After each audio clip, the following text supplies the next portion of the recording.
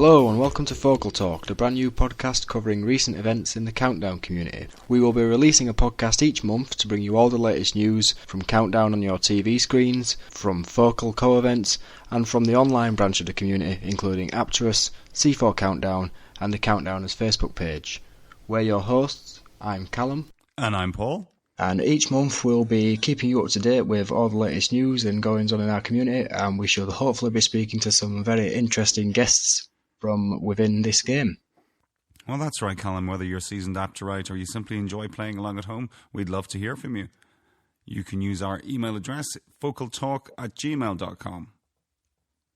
So, Callum, what have we got coming up on today's show? So today, for our first show, we've got two great guests. We have Jeff Clayton, the chair of FOCAL, to tell us about all things FOCAL and also some of his very varied experiences over the year in our community. And we also have the, spoiler alert, Series 81 champion, recently crowned, Mr. James Haughton. Yeah, you should certainly stick around for that. I really enjoyed our chat. He's a lovely fella, James. Okay, so later on we'll have a little bit of chat about us and about the most recent series of Countdown. But first, let's go to our first guest, the first ever guest on this podcast. It's the FOCAL Chair, Jeff Clayton. I spoke to him earlier. Jeff, thanks for joining us. Thanks, Callum. Hi. Hi. So, Jeff, you've been the chair of FOCAL since the beginning of 2018, I believe. That's right, yeah. And you're going to continue being chair into 2020. So right, I think you're the man to ask about all things FOCAL. So for those of us who haven't been to too many events yet or aren't too familiar with it, can you tell us a bit about what FOCAL is and the service it provides for people? Yeah, well, FOCAL stands for Finals of the Countdown Annual League. It was actually created about 4 years ago. But Countdown tournaments, events as we know them, actually started about 15 years ago.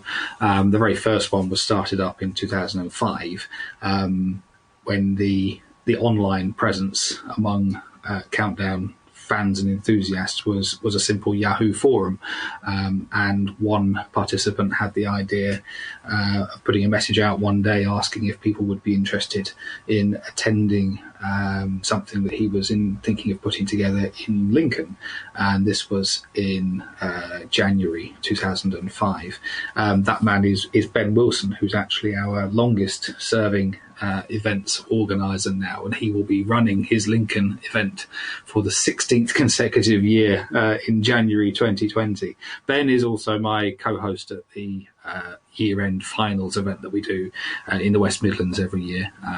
So Ben has a long and illustrious career in Countdown, both on the events circuit as well as on the television as well. So we have a lot to thank him for. But FOCAL really came together 4 years ago when, as the number of events had been building during the 2000s into the 2010s, we got to about 10 or 12 events, and the idea was that we could give these events some sort of structure in a circuit. It was an idea that had been building for some time, and so FOCAL was created at the beginning of 2016, and the idea really was that if all of the organisers could put together their own events and put some money towards a year-end final, we would have a championship circuit that people could come and attend. So those who are much more interested in the game, in playing the game at a high level,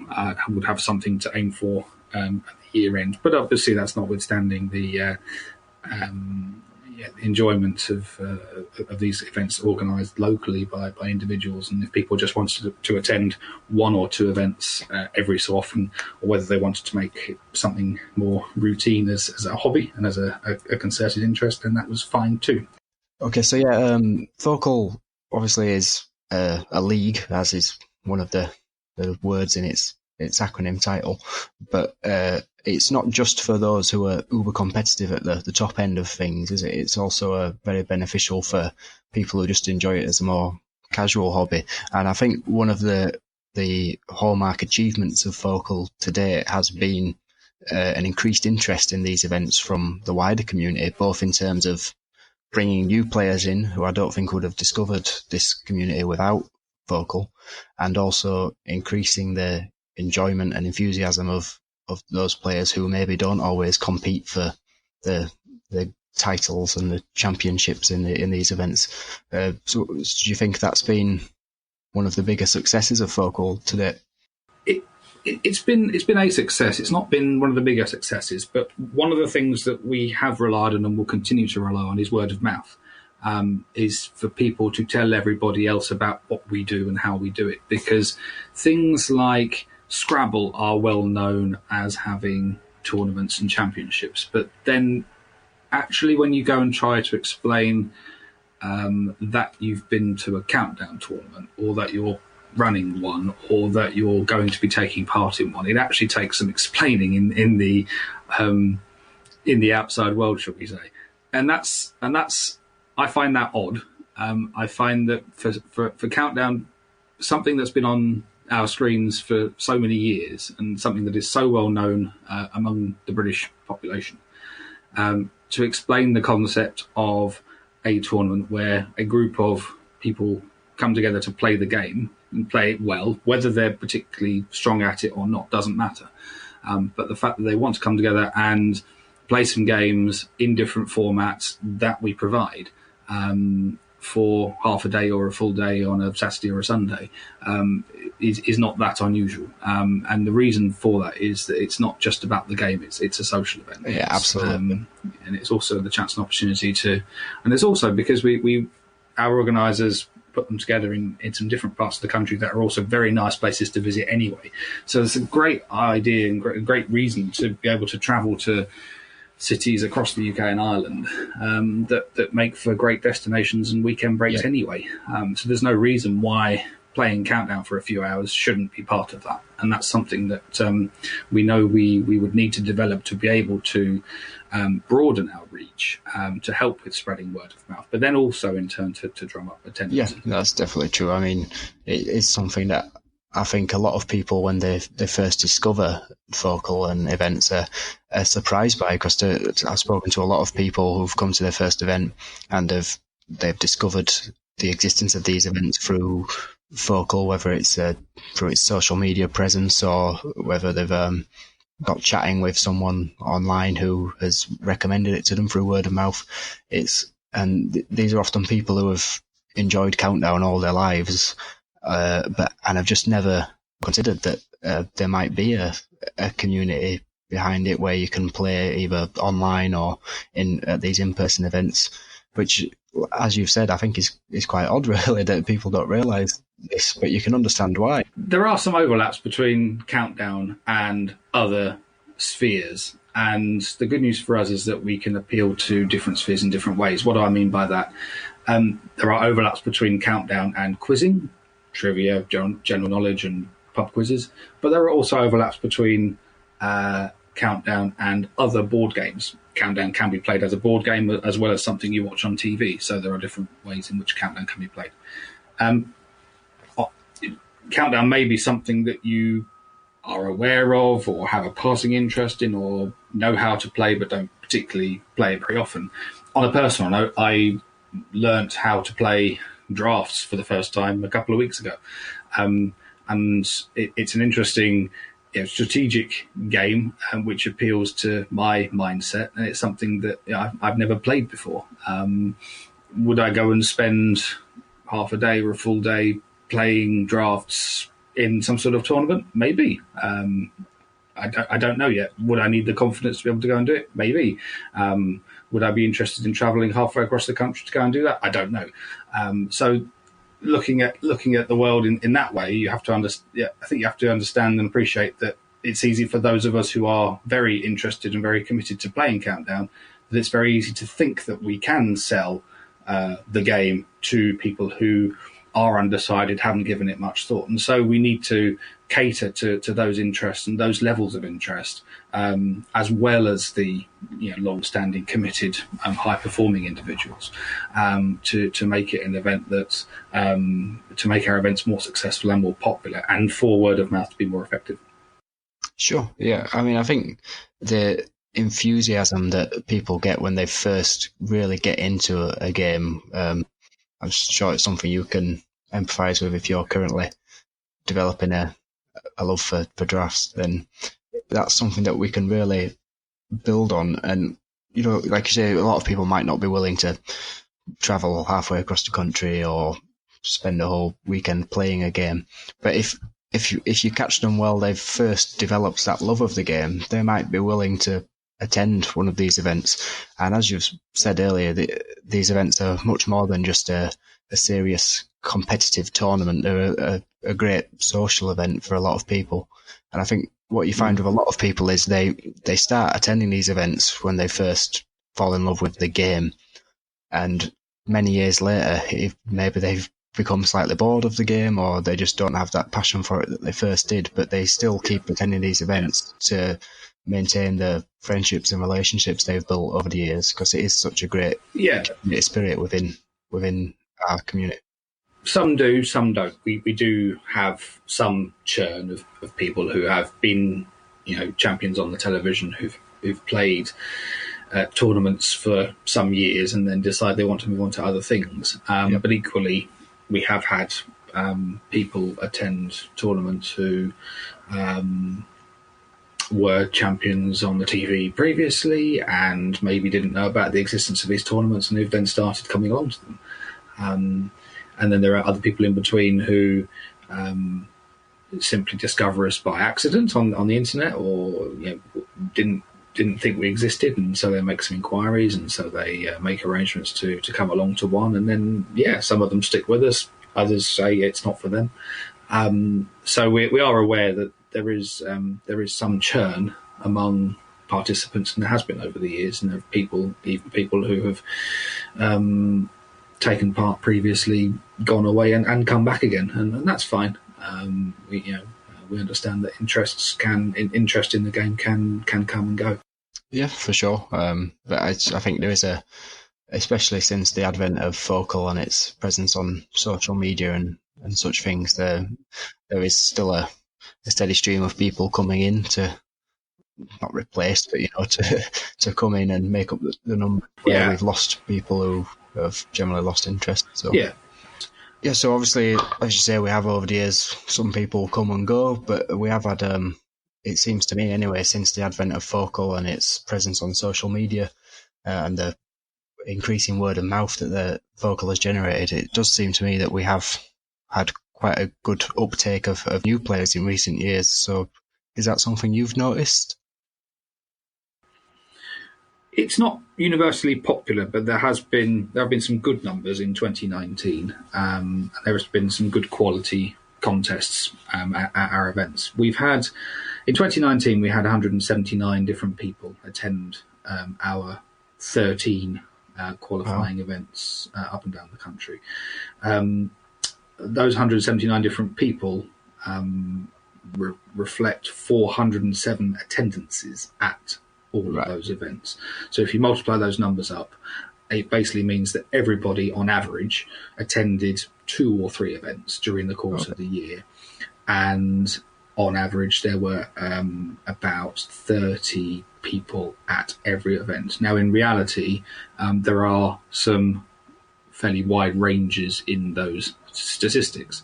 The champions who qualified as the top 8 players in our year-end finals event in November had all attended 8 or 9 or 10 events each. So if you put that into context, clearly that means at the other end of the scale that some people came to one event and that was it.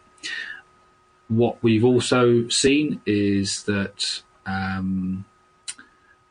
whilst the average attendance was about 30, the highest single attendance was more than double that. We had well over 60 attend our event in London in May. That was our single most popular event all year.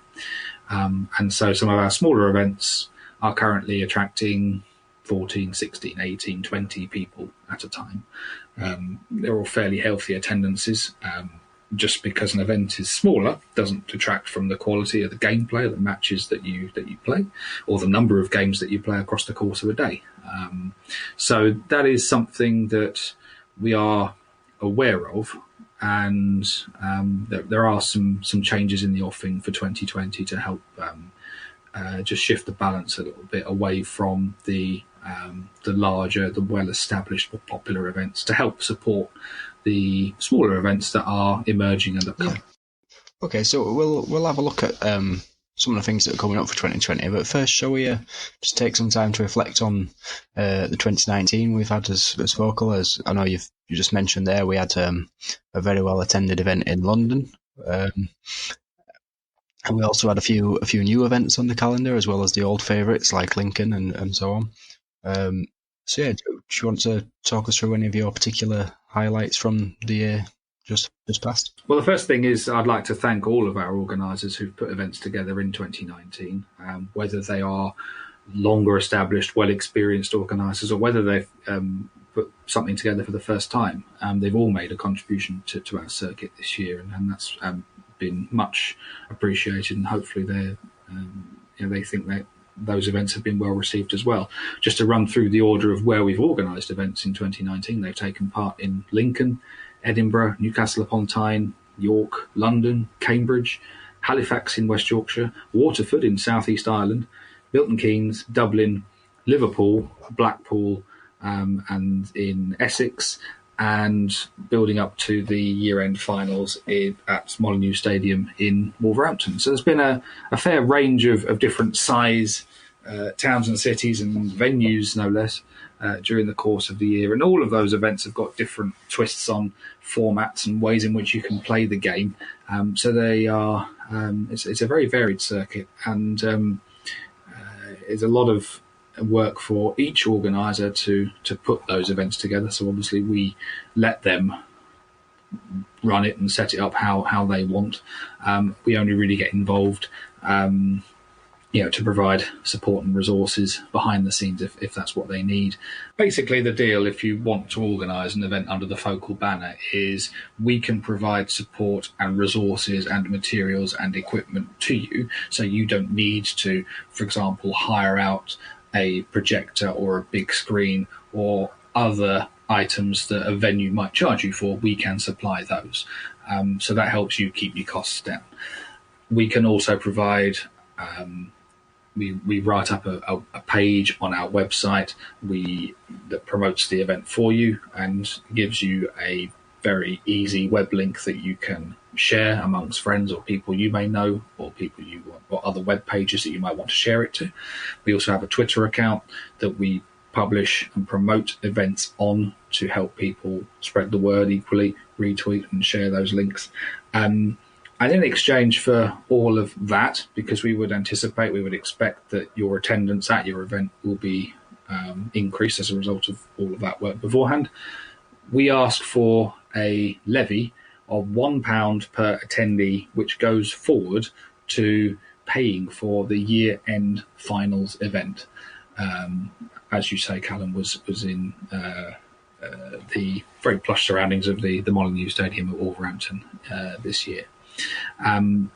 So we had 407 attendances at all of these qualifying events during the course of the year, and that paid for most of the venue cost of that room of finals day. Without that, it wouldn't have been affordable. So as long as organisers can factor that cost in, we think that's a reasonable contribution towards that.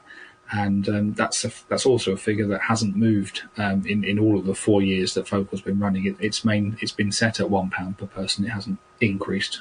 So we've been able to absorb cost increases or find more cost-effective ways of doing things, or actually just scaling back activities on things that people don't really want or don't really like. So we are receptive to stopping things that people aren't interested in, if it means that we can channel our energies and our resources into doing things differently. So whilst we talk about growth and spreading the word and growing in popularity, we are also acutely aware that if something isn't right or isn't working, then we will change it. So yeah, that's been our FOCAL 2019. It's been a successful year for more events than we've ever had before in one calendar year. Yeah, I think that would be correct. Yes, and it looks as though 2020 will have as many events as well. We have half a dozen or so confirmed booked and paid for events so far during broadly the first half of 2020. But there are also others from the summer through the second half of the year that organisers from 2019 have expressed an interest in rerunning in 2020, which is fantastic. So it gives us an idea of what to expect, and therefore how I might plan for paying for a year-end event in 2020, because one of my duties is to maintain a forecast, a rolling forecast of income, revenues from the levies against expenditure, which I have a qualified accountant in Chris Marshall as treasurer to keep check on. So nothing is there are no corners cut. There's nothing hidden. And we don't claim things like expenses or hotels, nothing like that. No. It's all the same cost that we would reasonably incur if we were travelling to these events to take part in. So all of the costs that you would expect to be personal costs remain that way, and it's just what's left to run these events that we cover, and that's what the levy pays for. Yep, and it's, as you said, it's not moved since day one, so I think that's worked very well. We haven't had to fiddle with it at all. Yeah, I think that's a good system we've got there. So looking forward to 2020 then, as you say, you think we'll have as many events in 2020 as we did in 2019, which is some achievement given the number of events. Do we have some new events on the calendar for 2020? Yeah, we've got a new event starting up in February in Manchester City Centre. For all intents and purposes, this is a brand new event with another new organiser. Strictly speaking, we did have one event in Manchester in 2017, which was very popular. It's well received, but it turned out just to be a one-off at the time. But it's nice to have Manchester. It's a great destination for getaways, and the venue is a very plush-looking bar and bistro in the centre of Manchester. So that will make for an excellent destination, a great weekend break for anybody who would be interested in visiting there for shopping and nightlife and so on. And Countdown is yet another reason now to go and pay that city a visit. So we'd certainly encourage everybody to take a look at the details of that. Yep, the Manchester event is one I'm really looking forward to. Like you say, it has been done once before, and I think it is as both the current host city of Countdown and also as just one of the biggest cities in the country. I think it is it's definitely somewhere that we'd like to see on the FOCAL calendar, and I'm very pleased that it will be for 2020, especially under the guidance of Innes, who is a very experienced guy in this community and is always good value for a great event. So yeah, I'm really looking forward to that one. Should be great. Yeah, so we have the calendar for 2020 mostly finalised, I believe, for the first half of the year, don't we? That's right. We've got Lincoln in January, as we've spoken about already. Manchester in February. Newcastle upon Tyne makes a return at the end of March. York makes a second outing in April, and London again takes place on Eurovision weekend in May. I think the organisers are plotting some sort of Eurovision theme for that event, which sounds very exciting. So that looks like it'll be a very well attended tournament once again. I believe we've got some formative plans forming for the back half of next year that aren't quite confirmed yet. But what is the website people should go to, Jeff, if they want to see what we've got coming up? Everything you need is on our website, focalcountdown.co.uk. So from there are links on the header at the top of the page to latest news, 2020 upcoming events. Everything you need is ready and uploaded to our website. We are just going to be doing some work over the winter break, I suppose we define the winter break as the time between the end of our last event, which was Wolverhampton in November, and the first event of the new season, which will be Lincoln in January. So we are just spending a few weeks now just to do some housekeeping, and part of that is a little revamp of our website. We are putting out some new material, so there is we're just giving the site and its content a bit of a refresh, a bit of a new logo, new layout. So progressively that will be updated over the course of the winter, and we'll have a new season for. There are things that we're interested in encouraging, particularly on social media, for things like FOCAL 2020, We Are FOCAL, and other messages that you can put succinctly into hashtags, just to help spread awareness in different ways about what we do and who we are, and to encourage people to take a look at us. So, as I say, focalcountdown.co.uk. We do also have an email address for all manner of inquiries, questions, suggestions, which is hello@focalcountdown.co.uk. Yep, so for anyone who is interested in attending FOCAL events in 2020, if you don't know where to go, then there's that website, focalcountdown.co.uk, or just pop a question to the email at hello@focalcountdown.co.uk. So that's, I think we've covered everything as in your role as FOCAL Chair, Jeff, but obviously you're more than just the FOCAL Chair in this community. You have other history with us. You're one of the most prolific co-event hosts within the community. I don't have the exact statistics to hand, but I'm guessing up there with the likes of Ben Wilson and your frequent co-host James Robinson.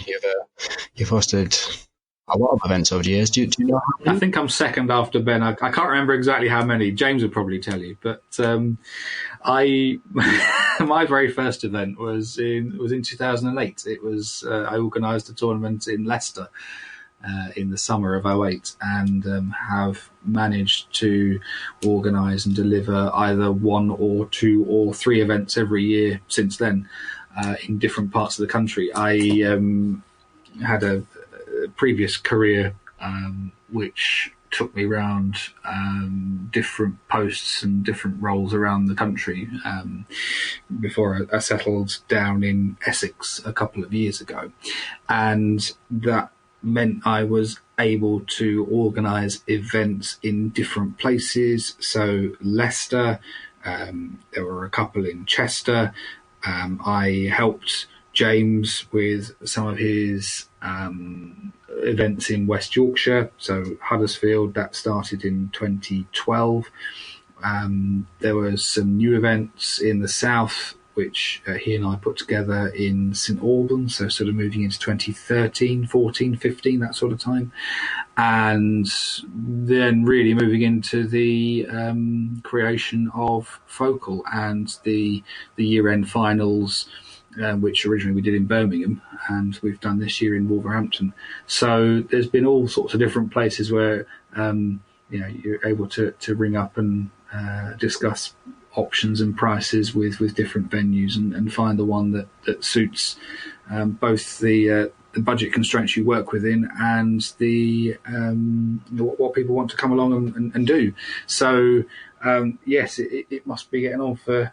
It must be 12 calendar years of doing these things now. But so it's been a very interesting journey along the way. But actually, it was inspired by what I had seen on the French tournament circuit. Countdown is originally a French game. Countdown began in this country in 1982, but its parent, Des Chiffres et des Lettres, some numbers and some letters, began for the very first time on French television in 1972. And as you might expect, I suppose, because the French television programme has been running longer, the tournament circuit in France exists and has also been running longer. And they have had tournaments running in different parts of France since at least the 80s. There are some tournaments these days that are well into their, Lincoln is up to its, or will be up to its 16th edition in 2020. There are some tournaments in France that have been running for, twice that, and continue to be incredibly popular in certain parts of France. I spent some time living and working in France in 2005-06, and got involved again, just stumbled by chance on an internet forum when I moved to Paris. I lived and worked there for some time. Posted a message to an internet forum one day. I had seen editions of the television program that actually publicise clubs and tournaments, and I posted a message that simply said, I've moved to Paris. I would be interested to learn if there are any clubs or groups that meet every so often to play the game. Look forward to hearing from you. And there was a gentleman who runs one of the groups in one such group in Paris. He said, we meet every Thursday evening in a restaurant in the just north of the city centre of Paris, near the Sacré-Cœur, and we have dinner and from about 7:30, and then we move to the function room next door, and we play some games. So they get the software out on a laptop, and then we play some different disciplines. So there's like some solo practice games, and then they play matches in twos and threes, and that club meets every week, every Thursday. I went most weeks whilst work commitments allowed me to go and take part, and then the members who I got to know better, they said, "Oh, Jeff, you should come and try one of these tournaments. There's one coming up on such and such a Sunday. Come and give it a go." And there must have been 80 people in a school hall in a suburb of Paris, all playing the same letters and numbers games on a big screen at the end of this hall. And this thing has been running for about 25 years. I mean, hugely popular, hugely well run events that the guy puts together at the same sort of time every year.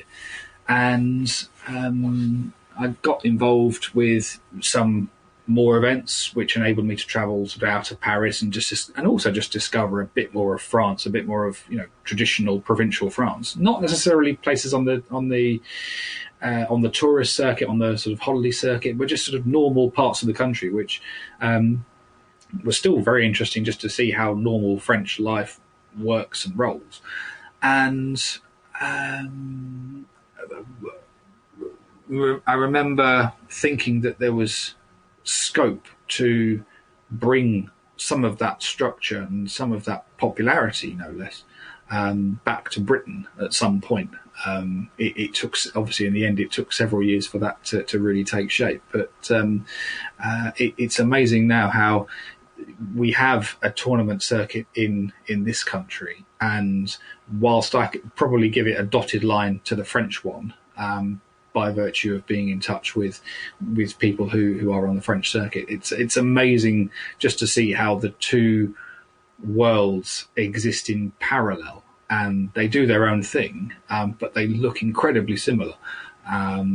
Obviously, with the advent of social media, with internet and things like better software and screen displays, they like. Just as we have people who have brought things to the FOCAL circuit in terms of scoring systems, display graphics, Facebook groups, and what have you. They too have people who like playing the game, but can volunteer and do volunteer their own time to bring something new to the circuit. So as I say, there is a dotted line between the British and the French circuits, but there is a certain link between what they do and what we do, and I think whilst trying to strengthen a game across 2 languages might be a little bit ambitious, we can at least watch what each other's doing with interest, and so that's something that I do sort of behind the scenes. I try not to go on about it too much because most of the people who play FOCAL in the UK and Ireland aren't French speaking, but that's something that if people are interested, I can certainly talk to them individually about. Yeah, sure. I mean, it's like you say, most people within the community in Britain aren't French speaking, so perhaps don't know about these things. But I think it's fascinating that this game that a lot of us think of as a sort of a British institution, is very popular in Britain, and it sort of feels like a nice, quaint British thing. It's on at tea time, and you have your teasers and your puzzles and stuff. It feels very British when we watch it on the television and such. But I think behind the scenes, a lot of people aren't aware that we owe quite a lot, both on the televised show and in our events that we do, to the work that has gone before us from the French community. There is also something to be said for how the game is an institution in France in its own right. It is well known among different generations. The one difference, though, is that it is not as popular among the younger followers that we get. So we have quite a strong concentration of people in their 20s and 30s who play Countdown, but I can't say that the French version seems to have such an abundance of young emerging talent coming through. And there's quite a lot of a lot of makeup is from elder generations in France. Now, obviously, of course, they have their own right to the game. They've been playing it for a very long time. They're very well experienced. They enjoy playing it on their own level. The one thing that if we can call it a movement in France, the one thing they would need to pay attention to, I think, is to ensure that the game is appealing and interesting to younger people, teenagers, 20-somethings, 30-somethings, to ensure that continuity and that the game continues. We're quite fortunate in that as we've started up, as we've grown from small acorns 15 years ago, it's always been something that's been of interest and appealed to younger people who have come and supported it from day one. And we can also speak of ranges of ages and interests in amongst the makeup of people, the profile of people who come and support us.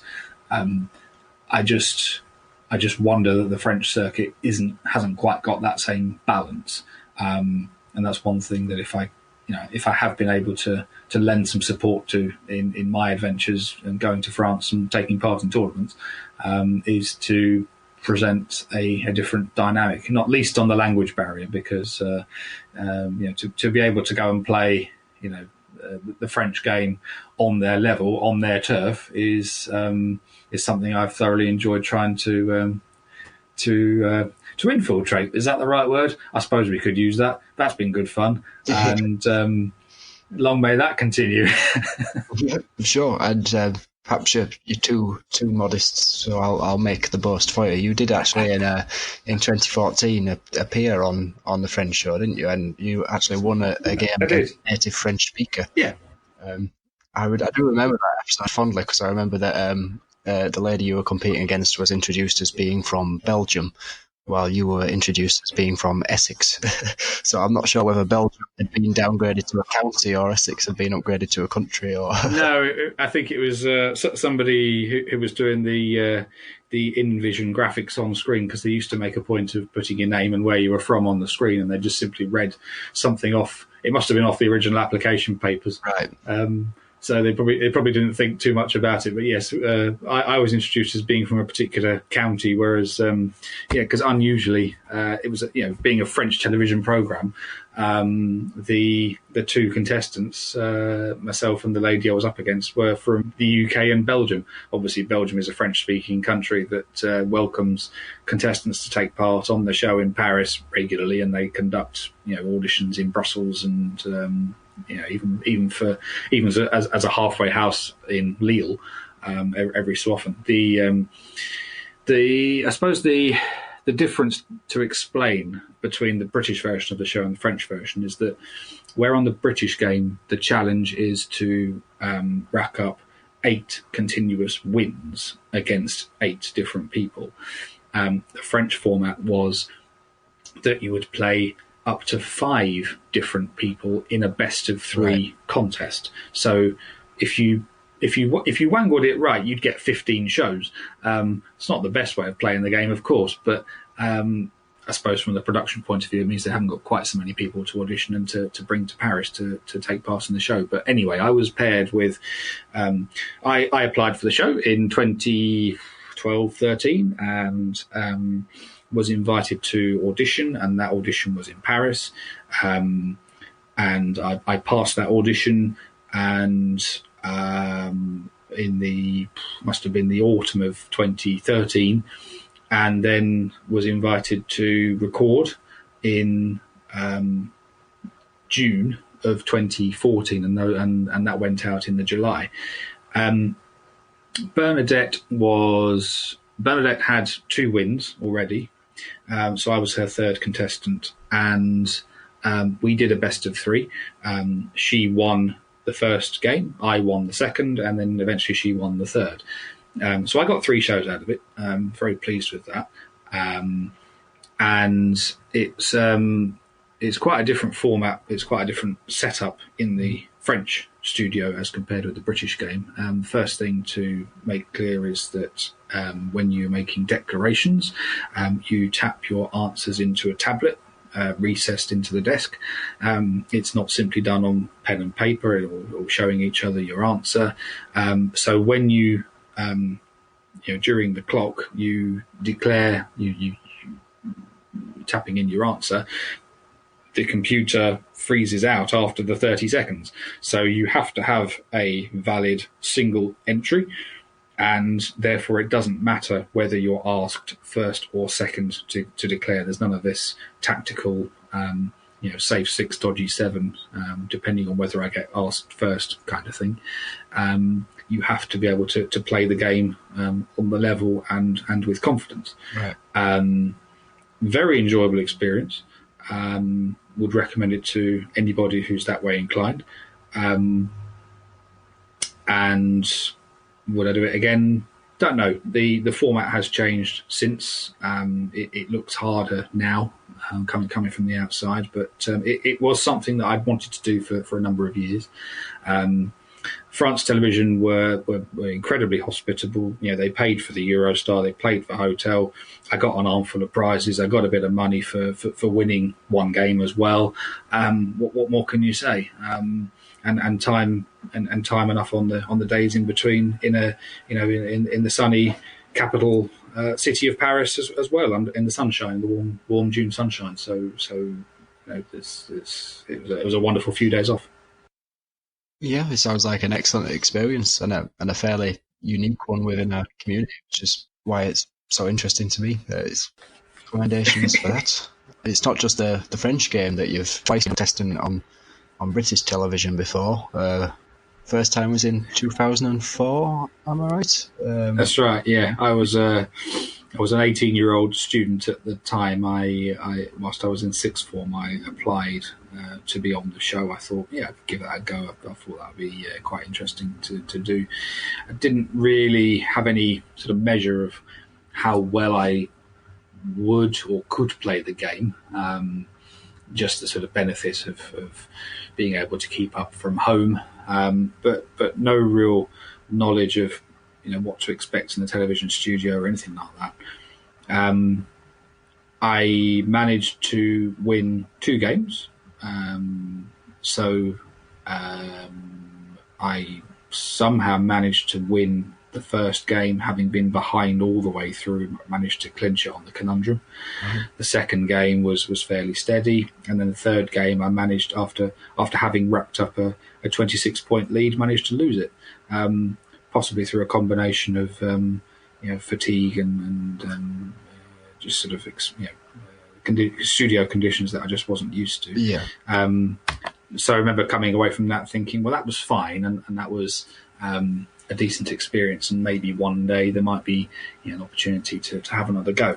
I decided to apply again in must have been 2016, and the audition there was a phone audition, and I was invited to go and film in Salford in the January of 2017 at Media City, and managed to. I was the.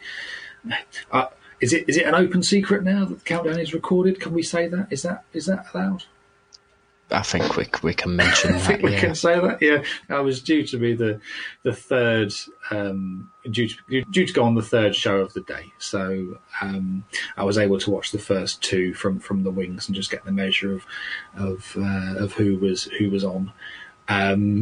So the first show was a gentleman who had racked up 7 wins, and so that was his last programme.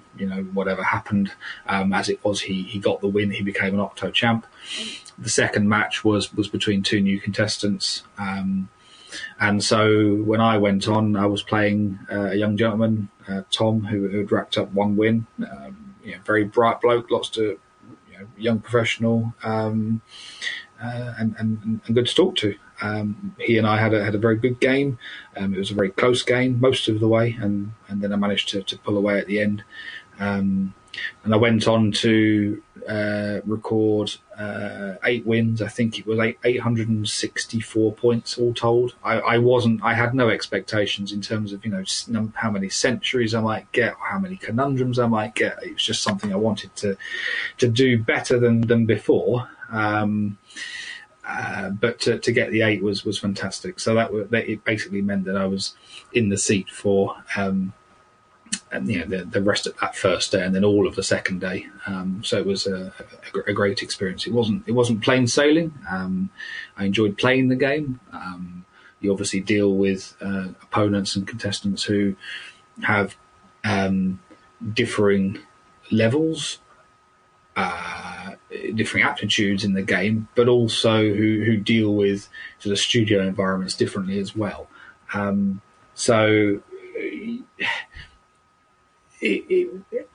Great experience, 8 wins, as I say, and then got called up to go back for the finals, which were recorded in the March to go out in the June. Funnily enough, whilst when I went back the second time to record the finals in March, it was at the time when my original heats matches were being broadcast. And I think by the day that I turned up in Salford, I think I'd had like 3 wins already. But I found that people were coming up to me and shaking my hand and going, "Oh, hi, Jeff. Oh, that must mean you've done quite well in this series." So it was sort of quite unusual that you found people coming up to you who knew who you were, right, because they'd been following the show, because they too were coming up for the finals, and so there was something to talk about straight away. So it meant that it set the tone for a very cordial, a very friendly atmosphere between people who all have a common interest in the game, just played slightly differently, I suppose, compared with the FOCAL tournaments, because it's done in front of cameras and a studio audience. But a great set of matches, some really good, strong gameplay, and great to be part of. And there was some a great series winner in Stephen Reed, and I was fortunate enough to be on the set on the show that marked Susie Dent's 25th anniversary of her first appearance back in 1992. So there was a lovely tribute to all the work she's done. That was Colin Murray was a Dictionary Corner guest who paid a lovely tribute to her throughout the show, as did the other hosts. So that was quite a different program to be on. There was definitely a sense of occasion on that, and so it's nice to be able to draw upon experiences and insights in my years attending tournaments, organising tournaments, and taking part in the show that I think I can apply to FOCAL for everybody else's enjoyment. And for me, organising events is just as interesting as taking part in them. I've got no problem with that.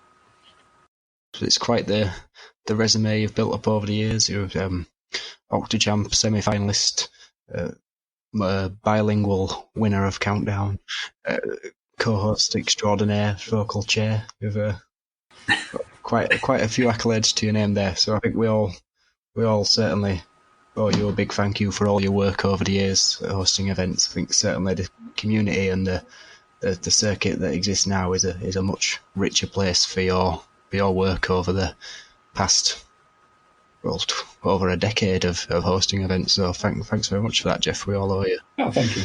Huge debt of gratitude. That's appreciated, and I'll but never take anything for granted. So we'll take 2020 on its merits, and we'll keep trying to find new ways and better ways of doing what we do. But thank you all the same. Paul, my co-host who couldn't be here today, was interested to know about how you first got into Countdown. Obviously, the first time you went on, you were very young. You said you were 18 years old. So was that quite early in your appreciation of the game, or had you been into it since childhood? What can you remember? What your earliest memory of enjoying Countdown was? My earliest memory of Countdown actually was watching Carol put the letters up on the board in the 80s when I would have been a toddler. It was something that my parents had encouraged me to watch, not necessarily follow, but at least to get exposure to, putting letters up on a board and then the lady says what it is something that, on a very basic literacy level, is something I would encourage anybody to do. And I encourage my 3-year-old now to do exactly the same thing with Rachel. So that's something that I believe in passing down the generation. And he has learned his capital letters from that, at least in part. Brilliant. So he is able to recognise letters and numbers, as well as enjoying the sounds that the countdown clock produces, which for him is a whole different level. So, so if I can give him some enjoyment of that, then that's fantastic. That was my very earliest memory of Countdown, and I remember dipping in and out of it during my primary school years, and interest came and went. I didn't watch it particularly closely. I didn't follow it with any great enthusiasm. I remember, I much preferred Countdown over 15 to 1 during the years in the 90s when the series used to alternate every 3 months. So you'd have 15 to 1 for 3 months of the year, and then you'd have a series of Countdown instead. And then latterly, Channel 4 decided to put together what they called the Quiz Hour. So you'd have 15 to 1 back to back with Countdown. I was like, well, that's great, because it means you've got all, Countdown all year round, and we never used to have that. So that was a great change. But what I did try and do in my secondary school years, when I would have been about 12 or 13 at the time, and I think it was year 8, was I set up a Countdown club in my school. Which we ran for 2 and a bit terms during, it must have been 97, 98. And I basically invited most of my friends from my form to come and take part. So the essential ingredients for running a Countdown club during a lunchtime are a set of the board game, a copy of the latest dictionary, which at that point was the Concise Oxford 9th edition. This is about 97, 98. And this is the pièce de résistance, an audio recording of the clock music on a C90 cassette, which we played on the tape player, which I borrowed from my Latin teacher next door. So 2 days a week, I'd bowl in about 1:05 and say, "Sir, can I borrow your tape?" "Yes, of course, no problem, whatever, thank you." "Okay, great." So we could play the game. And we used to play 7 round matches during the space of about half an hour during our lunch breaks. 2 days. So we did this every Monday and every Thursday. And so it'd be 2 letters games, a numbers game, 2 letters games, another numbers game, and then a conundrum. And the conundrums came from the pre-printed list in the then edition of the board game. So we're simply able to put those up quite quickly. So we'd have 2 people would face off against each other to play that. There might be a captive audience of some friends who wanted to watch the game as well. The winner stayed on, as it were, so they were invited to take part in the next session. And then towards the end of the term, the last 7 sessions, if you like, were devoted to the finals. So we'd have the quarterfinals, the semi-finals, and then a final. You might remember the television logo at the time was the sort of blue triangle makeup. And I asked the technology department if they could produce a couple of wooden trophies for me, triangular shaped with, and then I would, I applied a sort of paper cutout of the television logo and stuck it on, and then had the space at the bottom. And so we didn't have a proper engraved plaque. We had a sort of adhesive label on which you'd write the person's name who won the series. So we'd have 2 trophies, one for the winner and a second trophy which was just slightly smaller, and that was for the runner-up. We ran it for 2 years. We ran it for 2 terms during 97, 98. And the interesting thing at the time was that there was a lad about 2 or 3 years above me who was the son of one Ray McPhee.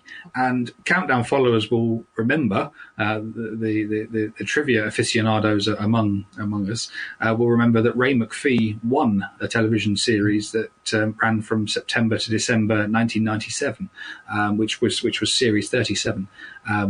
So yes, his son was interested in our club and came and had a go. He wasn't as interested as his dad, but he knew that he wasn't able to say much at the time. But he was aware that his dad was doing quite well, and obviously there were 2 separate instances of going to Leeds to record. Obviously it must have been the heats and then the finals. So there was a sort of dotted line even then to the television programme, which little did I know where it might take me. But that was a sort of early incarnation of organising things, and so I owe a thank you to my school for supporting that and allowing me to, because the school did encourage you to set up clubs and hobbies and interests, and that was something I was interested to develop, even if then I didn't play the game at a particularly high or concerted level. It was still an interest, and that sort of came and went through my teenage years, and it came back again by the time I was in 6th form, and decided I should do something about it, and so I applied for the show. And that's really where it came from, and it's been a very interesting journey all the way, I suppose, going back over 20 years. I didn't know that about you'd done the Countdown Club in school. That's a brilliant story. I never knew that about you before in all my years of knowing you. There are no photos. There's no proof of this. I'm not sure I could point you to the teachers who could vouch for it. But yes, it was a piece of fun, and it was very interesting to do at the time. So. Yeah, I might have to put that to Ben Wilson if we speak to him next month ahead of his Colin event. I think he believes he hosted the first ever Countdown event. But did he know he was preceded by several years by a 12-year-old? Strictly speaking, I think I would give him that. I think I would give him that because similarly around the 90s, we know that there were countdown clubs in Edinburgh and Bristol. Groups of adults who met regularly, weekly, whatever, to play the game and to play it at a concerted. In a concerted way, better than we would have done. I don't know whether by virtue of age or whatever, or life experience, but certainly,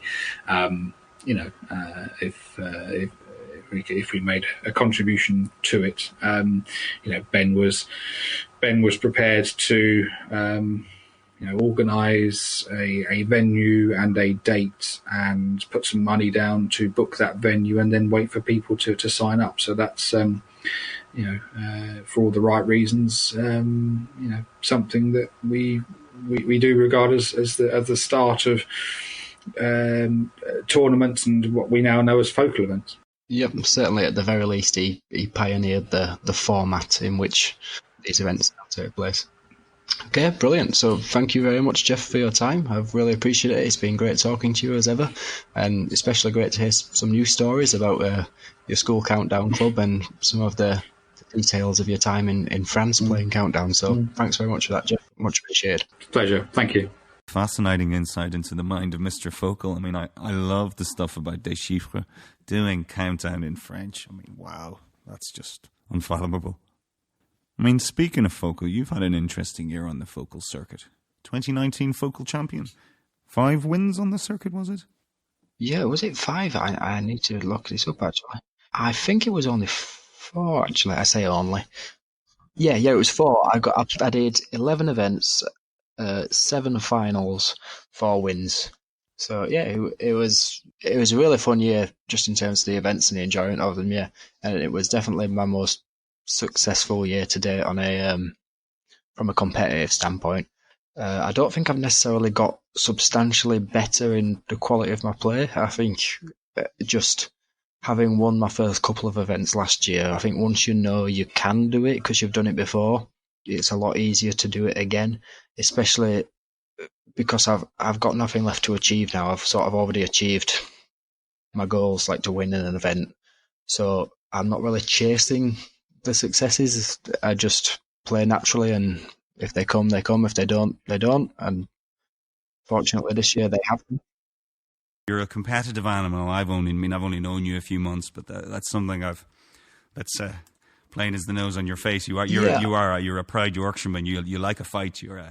You like to compete. Yes, I enjoy a competition. I'm not competitive in the sense that I place too much stake in the outcome. Like I'm not upset if I lose, and I'm not completely overjoyed if I win. I just enjoy the playing. But I do, I do think that given we're there to play the game, and you have to sort of respect the game and play it properly. So I do respect the competition, and I do like to compete. And part of the enjoyment of the game for me is the close fought competitiveness of it, and also the competition with myself to try and keep improving day on day with my own game, regardless of how well my opponent is playing.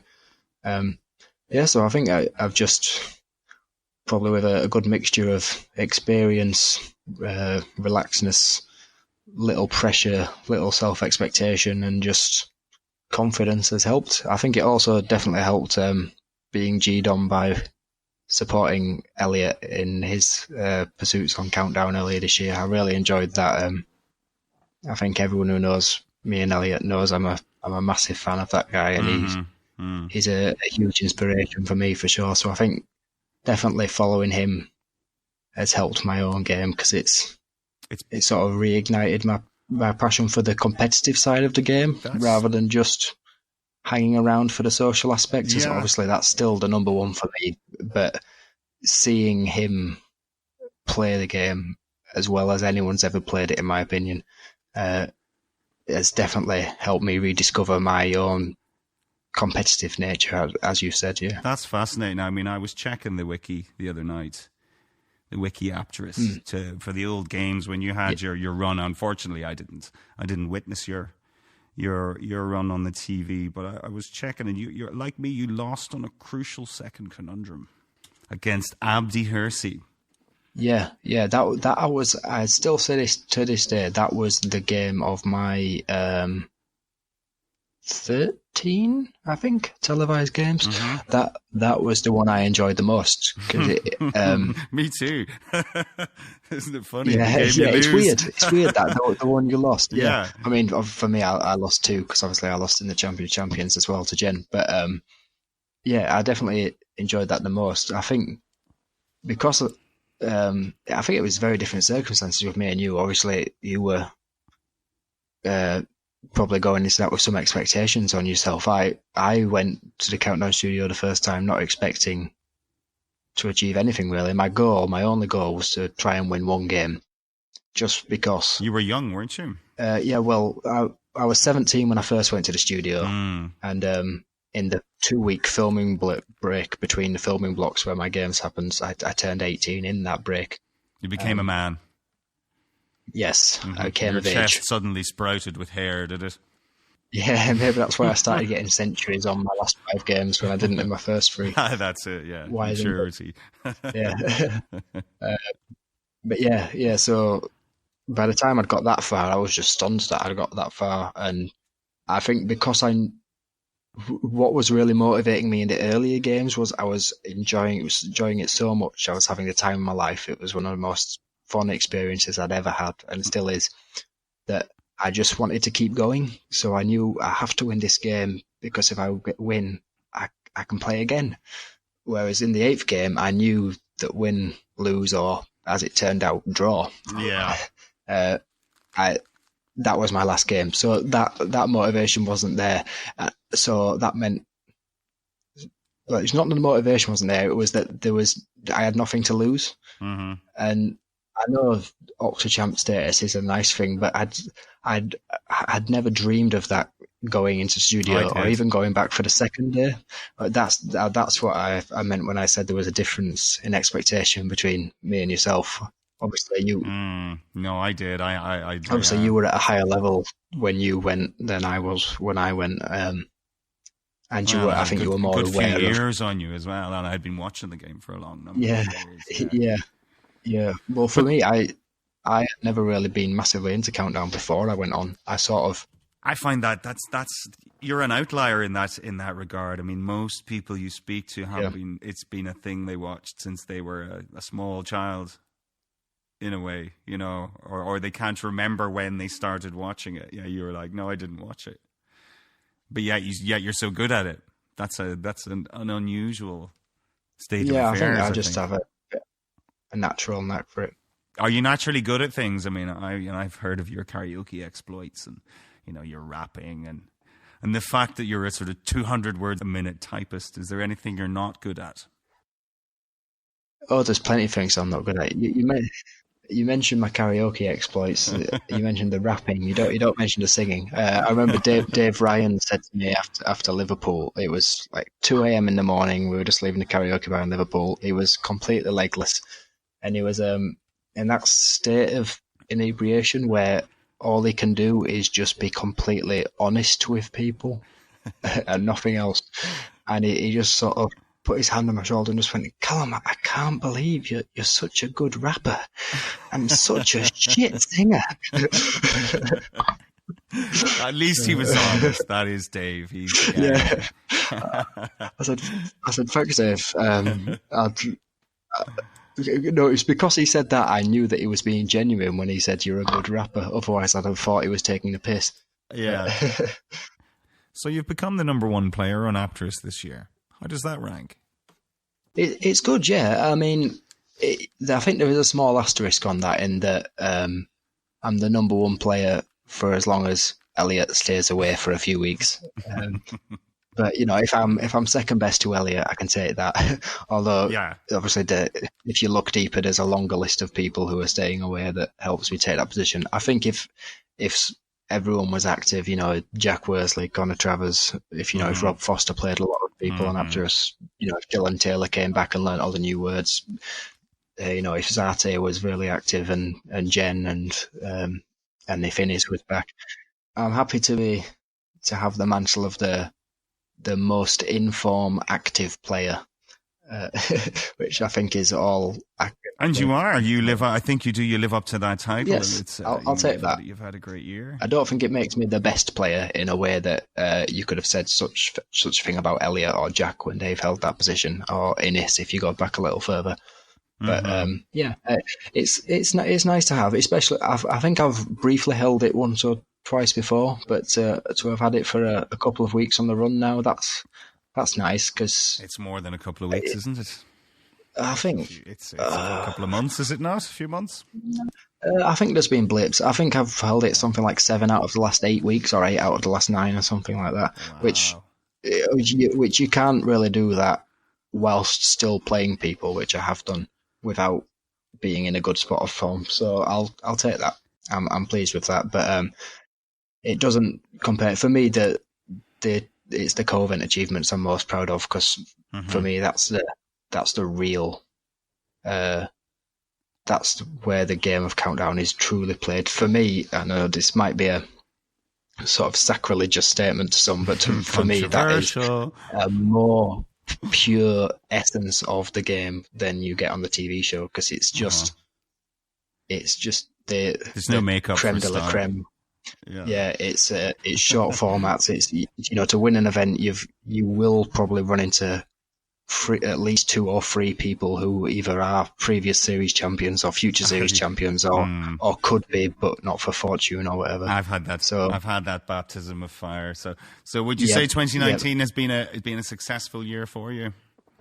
For sure, yeah. I mean, most of all, I've just really enjoyed it. It's been great fun. There's been some amazing events over the years, like Jeff said just then. I'm just really grateful to everyone who's put these events on, because it's. I've done it myself before, and I'll do it again in future. And it does require a lot of time and planning and commitment It does. to put these events on. And if people weren't willing to step up and do that and make the personal sacrifice necessary to do it, then none of us would have to go to. So I'm just really glad that there's been so many great events this year. As you say, for zero recompense and on their own free time as well. So. Yeah, so it's just sort of the cherry on top that I've managed to go there, and as well as being able to attend these events and having such a great time at them, I've this year done quite well competitively as well. You've got a few trophies for the mantelpiece, haven't you? Yeah, I would say this year, that's, if you ask me in all my 6 years now of playing Countdown, what's my proudest achievement, I wouldn't actually say my form especially in the latter half of this year, but in this year as a whole, in co-events is the crowning achievement for me, even beyond winning the series on telly. Because no, it's beyond doubt. You've had a great year. Yeah. I mean, winning the series on telly, it was a great underdog story and stuff, but ultimately I had to win 3 games in a row in the final. They were very hard games, but it's 3 games. To win these co-events, you have to win games of that caliber. At least 3. Street Countdown. It's more Street Countdown, isn't it? It's more towards that fantasy. But it's not quite Street Countdown, because there's still, for my liking, far too few letters. I did once play a round of Street Countdown at Lincoln in between rounds, and I got a Derenic 14 from a 23 letter selection. So that's maybe that's where I go from here. Maybe that's the next step. We can live in hope. Yeah, so that's been my year online and at the events. But the other side of this game is the televised side, and that's something where we've seen quite a lot of you this year, Paul. You've certainly been one of the standout stars of the Countdown TV show this year. Fairly recent times. Do you want to tell us a little bit about your story? I've just had a great year. Honestly, it's been one of the when I crack open a bottle of champagne this New Year's Eve. And I think, did I have a good year? It's usually fair to middling. This year, it's a definite yes. I really have had a great year, and it's all down to Countdown. I joined the Facebook group Countdowners maybe about a year ago. Started composing 15, 20 teasers a day. I'd say probably far too many for most people's. That is a lot. Most people's liking, but it was. I was pretty much addicted to 2-time teasers. So, and it wasn't even Lent, so I couldn't give it up. So then I think they asked me to become moderator because I was there anyway.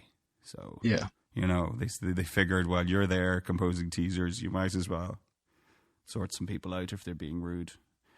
So then when I was asked to do that, and I was doing that for a while, and people kept mentioning Apterous. And I was like, what is this Apterous thing? And I'd look it up on my phone, which was my first mistake, as you know.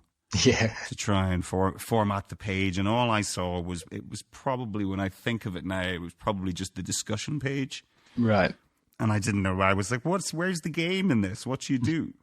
So I just couldn't work it out. And I ignored it, and I ignored it for months. And then eventually, I can't remember, was it seeing James Haughton in June, or was he July? I can't remember. No, it was the finals. I think was it Elliot and Dinos's final in June, and I thought, you know what? It's been 31 years. I should really get that application off. Yep. And I did. And I heard back within a few days to do the audition, which was okay. I might have fluffed up. I fluffed one of the answers, I think, but I think they let me off because I had got a string of 8s. Yeah. I think with the audition, if you're sure you've got, some skill that you can sort of spot the sort of words that not a lot of people do, then they'll forgive the odd mistake because everyone's going to make it. They do. I think that was the impression I got. Yeah. So then I went. So when I knew, they said, okay, we'll ring you in whatever weeks, months, could be whatever.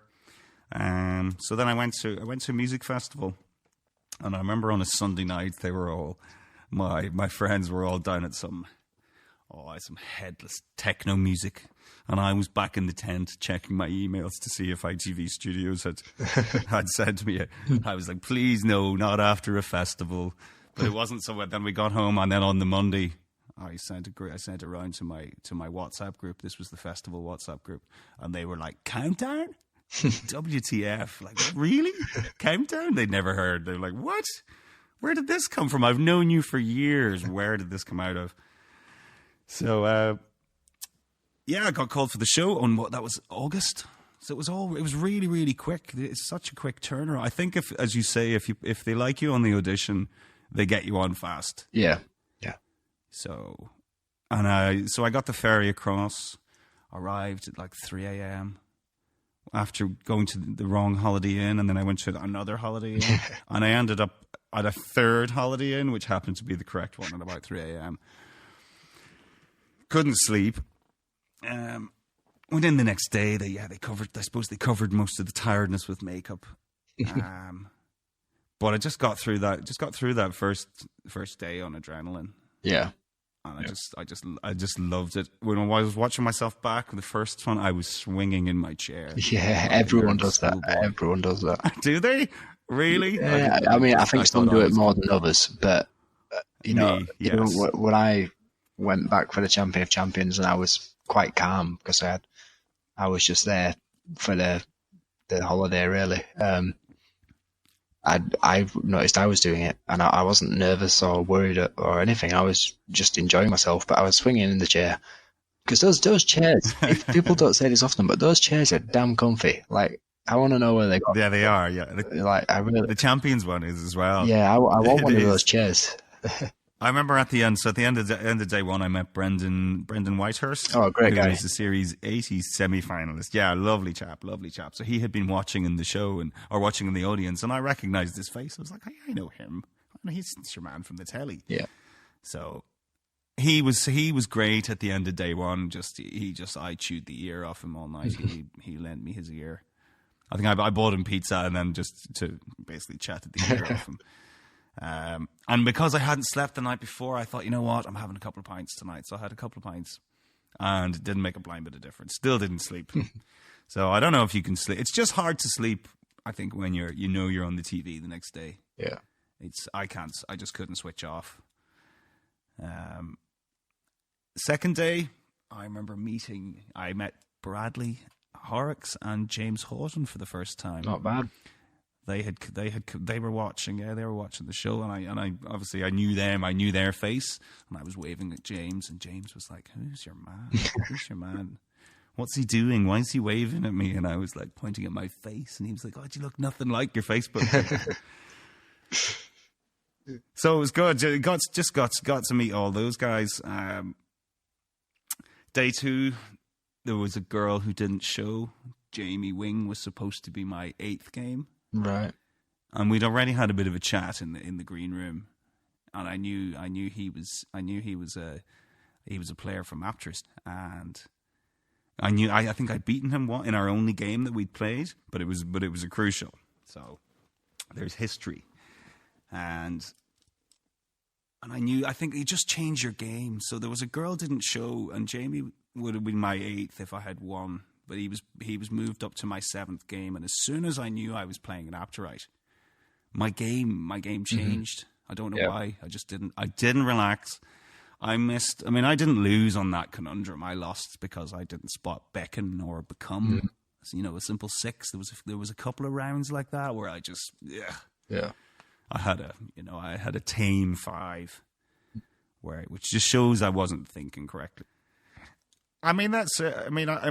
Everyone said, God, it was so cruel like that I lost to Jamie and it was on my 7th. But if I had spotted beckon, you wouldn't know the human dictionary. He would have gone home. He would have, you know what I mean? He wouldn't have ended up, getting to the final. So I said to James, I became quite close to James. James and I would sort of strategize together, about upcoming opponents and who could he face and who could I face and things like that. This was before I got. I said to James that it would have looked better. It would have reflected better on me had young Mr. Wing beat him in the final. Yeah, because at least then I would have lost to the future champion. So even though I was Team James all the way, but I maybe should have been. I'm just wondering, should I have been? Yeah, I think whenever anyone loses anything, they want to lose to the guy who goes on to win the whole thing. Especially when it was so close. Yeah. So I don't think that reflects too badly on me. I think I did lose to a worthy. No, I think you're definitely. There's been a few contestants before. It's been a while since we've had one quite to the extreme of yours, of people who were quite clearly, finals material and seemed destined for that, only to run into, as unlikely as it seemed, a player of similar ability. I definitely think to find a case as extreme as yours, you have to go all the way back to my series, when a young Mr. Zate Emperor bowed out with only 5. Was he in your series originally? Yes, he lost to a young man named Dylan Taylor. So maybe so you're the Zate Emperor of Series 81, Paul, and we all know how that went a few years later. So oh well, maybe the story's not over. Elevated company for sure. But it's just been. I've just had a great year. I loved every single moment of it. And anybody listening who's wavering or is thinking, "Oh, maybe I'm not good enough." If you think you're good enough, do it. Do it today. Do it tomorrow. I know. Obviously.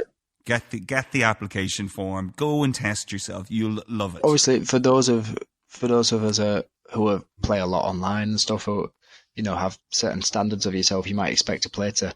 Obviously, there's nothing wrong with having goals and wanting to achieve your goals and your targets, but really just make sure you enjoy that experience while you go there, especially those heat games, because I think that's as good as it gets in terms of enjoyment. You won't enjoy games more than that. It is.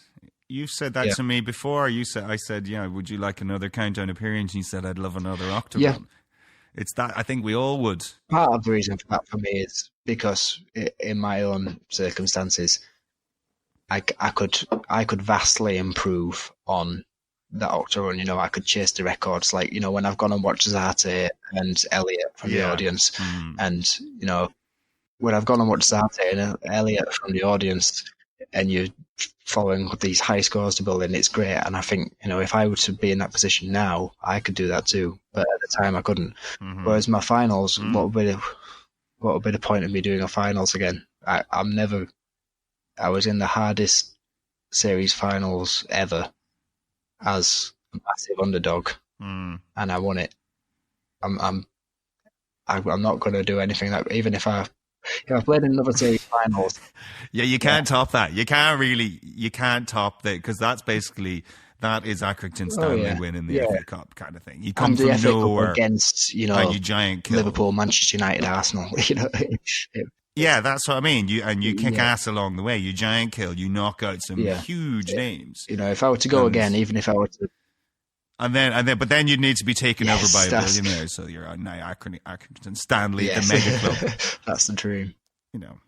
in the Champions League kind of thing, because you're Champions League standard. So part of the reason for me why I wouldn't want, well, not that I wouldn't want, but that I wouldn't be too fussed about anything other than the Heat games again, was just because I can't improve on what I've done. Like if I were to do the quarterfinal, semi-final, final, and get 3 max games and score up 160, 170, and 180, it'd be great. But it might still wouldn't be as much as an achievement of what I did then. So. No, because I was thinking, even a high score wouldn't be. I wanted to make the finals. I wanted a good octa total. I wanted over 900. I didn't get. I think I got quite tough selections. There was only six nines in my run, I think, which is quite. It's quite not a lot. Not by today's standards, no. It's not. No. But oh well. Yeah, I'm over. But it yeah, now. I do think your Heat games are the most enjoyable because it's your first time there. You're really living in the new experience. So just if anyone here listening to this is thinking about going on and has some quite high expectations of yourself, by all means set your goals. By all means try and achieve what you want to achieve, but don't let that overshadow the potential to enjoy it. Because if you just go in there wanting to enjoy the experience, it will be one of the greatest experiences of your life, no matter how well you do it. There's points and wins and all that stuff. It's amazing. I think it's amazing. Go in with your eyes open. Yeah. I mean, continuing my theme of a good year. I mean, what was topped off a good year is being invited to do this podcast with yourself. I sort of feel like my year could be best summed up by, I feel like I have gate crashed a countdown wedding and ended up at the top table just by sheer luck and sort of happenstance. I don't know. It's like my mates who didn't know I was into countdown go, oh, and then when they see our Facebook group message and they see like, who's in that, and you go, oh, him, isn't he the greatest? Yeah. And what? Oh, right, they're fascinated by it. Yeah. I think I'm going to be found out as a charlatan, as an interloper. I don't think. I think the best story I've ever heard about anyone impressing their mates with their affiliations to the Countdown community is Andy Platt said he was once in a pub with some friends. They were doing a pub quiz machine. And the question was, who was the youngest ever Countdown Series champion? And the answer was Connor Travers. Said he knew that. And they were like, how do you know that? I was like, oh, it's my mate Connor. And he's just got his phone out and called Connor. He's my mate, yeah. It's like, that's the guy off the pub quiz machine you're talking to now. Yeah, it's Connor. Speaking of Connor, we may have a little interview with Connor next month. So, yeah, that listeners could. Yeah, we're going straight in at the deep end with this show, aren't we? We're not messing about. Episode 1, we are FOCAL Chair Series champion. Episode 2, the longest reigning co-event host and probably the most naturally talented Countdown player ever. I say probably. Let's be real, definitely. He's the Ronnie O'Sullivan, isn't he? He's the Ronnie O'Sullivan. Yeah, for sure. If anyone's the Ronnie, he's the Ronnie, I think. Although James Haughton got 147 on Countdown the other week, so maybe he's the Ronnie O'Sullivan of Countdown. I obviously didn't make the finals, but I received a call from ITV Studios one day asking me to be the standby for the series finals because Karina may have been upset at being the first Octachamp not to make the finals. I can fully understand that. So they offered it to me, and I thought, why not? It's a bit of closure. And I don't regret it. I ended up meeting all of you guys. It really was a bit of closure. I had a little bit of a holiday. It was great. The morning of the semi-finals or the quarterfinals, I surprised Jamie Wingham's dad, Stephen, at breakfast, and their faces dropped. What are you doing here? So I said, well, there's been a little bit of a sort of technicality that we may have to play another round. He was like, what? I was like, well, you see, the conundrum wasn't valid. So, and for a split second, it was so funny. I kept a straight face, and they went pale. I don't know. I'm only joking. So, but I got on so well with him. I got on really well with his dad, Steve. Yeah, he's a good lad. Very nice man. So there was all is fair in love and war, and I said that to Jamie at the end of our at the end of our thing, he goes, "Oh, I feel so bad. I've knocked you out." And I was like, "You know what? I could have knocked you out. You could have been going home." So I would have felt bad. So you can't be too upset. All is fair in and he's obviously he's a nice lad, and he's a really great player. So while it's a shame that we didn't get to complete your story, at least your story began and was a great story while it lasted. If you'd have beaten Jamie in that game, then we never would have got the Jamie Wing story. So it's. That's true. And as I've said, more parallels between yourself and Sarti in Series 69. He was the standby as well. So I'm just saying, give it a few years. I could be speaking to a future champions. Hopefully, the countdown gods will be kind. So obviously after your run, there was Jamie, and Jamie went on to complete his Octa run with a good point total. Did he just miss out on 900? I think. 899, and he had Gautier. I know Gautier has just I think it's just been removed from the dictionary. So even though while we were playing it on Aptors and it was valid, while he played it, it wasn't specified. And he lost out. So he was a little bit gutted about that. That's still a great run. And then shortly after. Yeah, for a 17-year-old, that's brilliant. That's fabulous. And then shortly after him, Luke Johnson-Davies turned up, and in his first game, he beat Elliot Mellor's record of the highest ever debut score. Is it 139 he scored? Was it? Yeah, incredible. 139, it was. Yeah. Luke's a fantastic man. A lovely young man. Great guy. A lovely young. I got to know him that and weekend. He's actually as also well. very good at snooker. Did you know? So he's perhaps a third candidate for the Ronnie O'Sullivan of Countdown. Yeah, he's very good. Is he? Yeah, he was. Luke's. Let's get him a game. Yeah, Luke's obviously a great guy and a fantastic player. He's now on 5 wins, and I don't know what his points total is. It must be well over 600 the way he's been going. It's incredible. So he's averaging 125 points a game. So yeah, yes, that's him bang on the average 20,000 points, right? That's big. It's you don't want to speak, but don't want to jinx it, but hopefully he'll become the second ever player to reach that total after Elliot Mellor. And then obviously Luke had to step aside and wait to continue his run because the finals needed to happen. So James and Jamie and 6 other Octo champs have all returned. And we're in the very first quarter final, I believe it was. James got 3 9s in the first 8 rounds, I think. Yeah, and ended with a score of 147. Narrowly missed out on beating Elliot Mellor's record score in a game. That's right. But played amazingly well. And then it's the final we were all expecting once the seedings were confirmed. Yeah, everything went to seed, didn't it? Yeah. And then we had the final where James and Jamie, the 2 of the stars of the series, and for the first time in a couple of series now, I think it was the number 1 seed who came out on top. Yep. So that takes us all the way up to the finals of Series 81. So what better time to introduce our next guest? So without further ado, the main man of those finals, the Series 81 champion. This is James Haughton speaking to us both earlier. How you doing, James Haughton, Series 81 champion? How does that feel? It was absolutely amazing. Yeah, I still look at sort of the trophy, the piece of kryptonite, as Nick calls it, sort of late at night. I look at that and think, wow, yeah, that's pretty fucking good.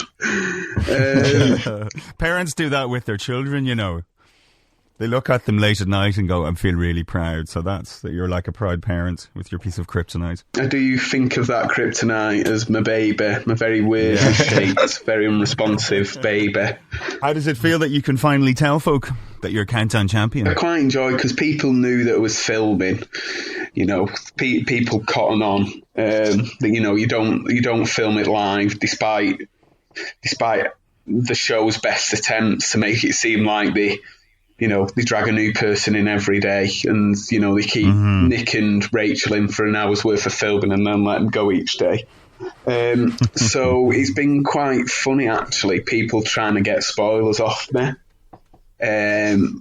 People, and I'm not the best actor, I have to admit, so people just asking questions, and I can straight back with the words, but with the facial reactions, people have, I think some clever clogs have cottoned on. So I'll quite miss that, actually. I quite miss that. People trying to take the piss out of me and wind me up, asking me questions like, James, have you got any space to put 20 odd dictionaries somewhere? And I'm like, if I won, I probably couldn't go in my room, but it could go somewhere else, but that's if I won, of course. And people saying, so when's the final, James? And we go, well, if I get through to the final, then it's Friday the 20th of December. I don't know if it was similar for you, Callum. Yeah, it was like, so what did you enjoy more, the semi-final or the final? Little trick questions like that. I found a good way of getting away with it, actually, because I didn't want to tell anyone. No one actually told me I couldn't. I just didn't want to. And obviously, I was so long ago. The rules were different, wasn't it? Either the rules were different or they just weren't communicated to me. I don't know. I think they might go extra lengths to tell these rules to people that they know are part of the Countdown community. But obviously, I wasn't really when I first applied for Countdown and that. You have a trustworthy face, Callum. They knew to trust you. Yeah, James. They were like, well, keep it to yourself, James. We know you got a big family. Keep it to yourself. All those aunties. They were worried he was going to be running some sort of illicit betting market in Oldham. Yeah. Yeah, he's a bit close to the action as well there in Salford as well, isn't he? So, Yeah, Countdown scandals, spot fixing scandal in a Singaporean betting markets. James bets he gets 319 on the first numbers round of the final. But it was a great series, James. I mean, we had 9 Octochamps for the first time, and we had Karina, who really unfortunately missed out on an appearance in the final. Well, not just Karina as well. There was a certain host of this podcast who was absolutely phenomenal and just got desperately unlucky with the draw, and was more than worthy enough to be the 10th FOCAL champ of the series. Then we got Luke Johnson-Davis as well. We had, that's right. Yeah, it's been an amazing series, I think. I mean, there's never been 8 Octo champs before, have there? No, never, I don't think. No, definitely not in the 15-round era. I would guess never. No, Karina's the first ever Octo champ not to be invited back, purely in the seeding terms. Yeah. As current champion, what do you think should happen? What would you like to see Karina included in a future finals if they say didn't have their required 8 Octo champs? Should Karina get that place? Well, I think by acknowledging Karina before, sort of in the intro chat before the before my quarterfinal, I think they kind of closed the door on that. Really, it's just an acknowledgement that Karina, you were very good, well done on winning 8 games. You're just desperately unlucky, but you won't be invited back. Personally, I think she won 8 games. If, say, the number 8 seed of Series 82, 82 it would be. If they don't win 8 games, I'd just say Karina should be invited back. That's my personal opinion. I think so. She played by the rules, didn't she? I mean, she played, and Nick said to her, "We'll see you in the finals." Yeah, exactly. Nick would have said that, and if it was the case where you're feeling like 8 games might not get you there, you'd need the points as well. Karina might have played a bit differently, because there's certainly a couple games where she was well ahead and, just sort of kind of didn't score points in the last, say, numbers round and conundrum. There are a couple of games like that where you're thinking, if she'd known she would have needed, more than just 8 points, more to, the number of points she'd accrue over the 8 games would be important as well. I think she would have, been more focused towards the end of those games. So it would make you play differently, I think. because there's nothing between Tom, David, and Karina. I feel. No. A slip of paper, I would say, between them. Yeah, I mean, is Nick? I mean, Nick's obviously going to have to change his little spiel now. It's going to be provisionally, we'll see you in the quarterfinals. Yes, certainly. I think, for someone like, say Luke now. Okay. Luke, with the scores. If Luke wins his final 3 games. Yeah, if he wins his final three games, the scores he's got in his first 5, frankly, would just mean that I feel like you'd be able to just say, see you in June, Luke. But say if it's someone on like 700 points, you're gonna have to say, as you mentioned, you're gonna have to say, well, we'll probably see you back in the summer. But if not, you've been a wonderful contestant. Well done on the 8 games, and then cut to credits. Is this your audition? Is this your audition to take over from Nick? Is this quite good? Oh, I hadn't thought of that. But and you're a local boy as well. I mean, think of the train travel they'd save. Oh yeah, that's true. That's true. You should be in the agent, Paul. And the hotels, those fancy holiday inns as well. Yeah, I did actually get to stay in the holiday. Am I not your agent, James? During the show. We didn't sign anything. Yes, just to make it clear to all the listeners, Paul is not my agent. If you would like to be my agent, please send a CV to. I guess you'll bleep this bit out. We have interference. My email address, so leave it there. But if you see me at a co-event, pass along we're the not CV. sure of the privacy. Let's not give our email addresses over this platform until we're more sure. So James, you scored 958 points, the 5th highest Octo total ever. How does that feel? To be honest, now one of the biggest disappointment for me, I think, sort of the show, probably the only one actually, is that with the Heat games, I was too nervous throughout, and I don't think I really enjoyed them. I know it sounds really arrogant to say, but I feel if I'd been freer, if I'd been a bit looser, just enjoyed sort of the experience of the recording and being on countdown more in the heats, like I did in the finals, quarterfinals, semis, and finals. I feel like with the number of 9s on offer, sort of in my games, that 958 was.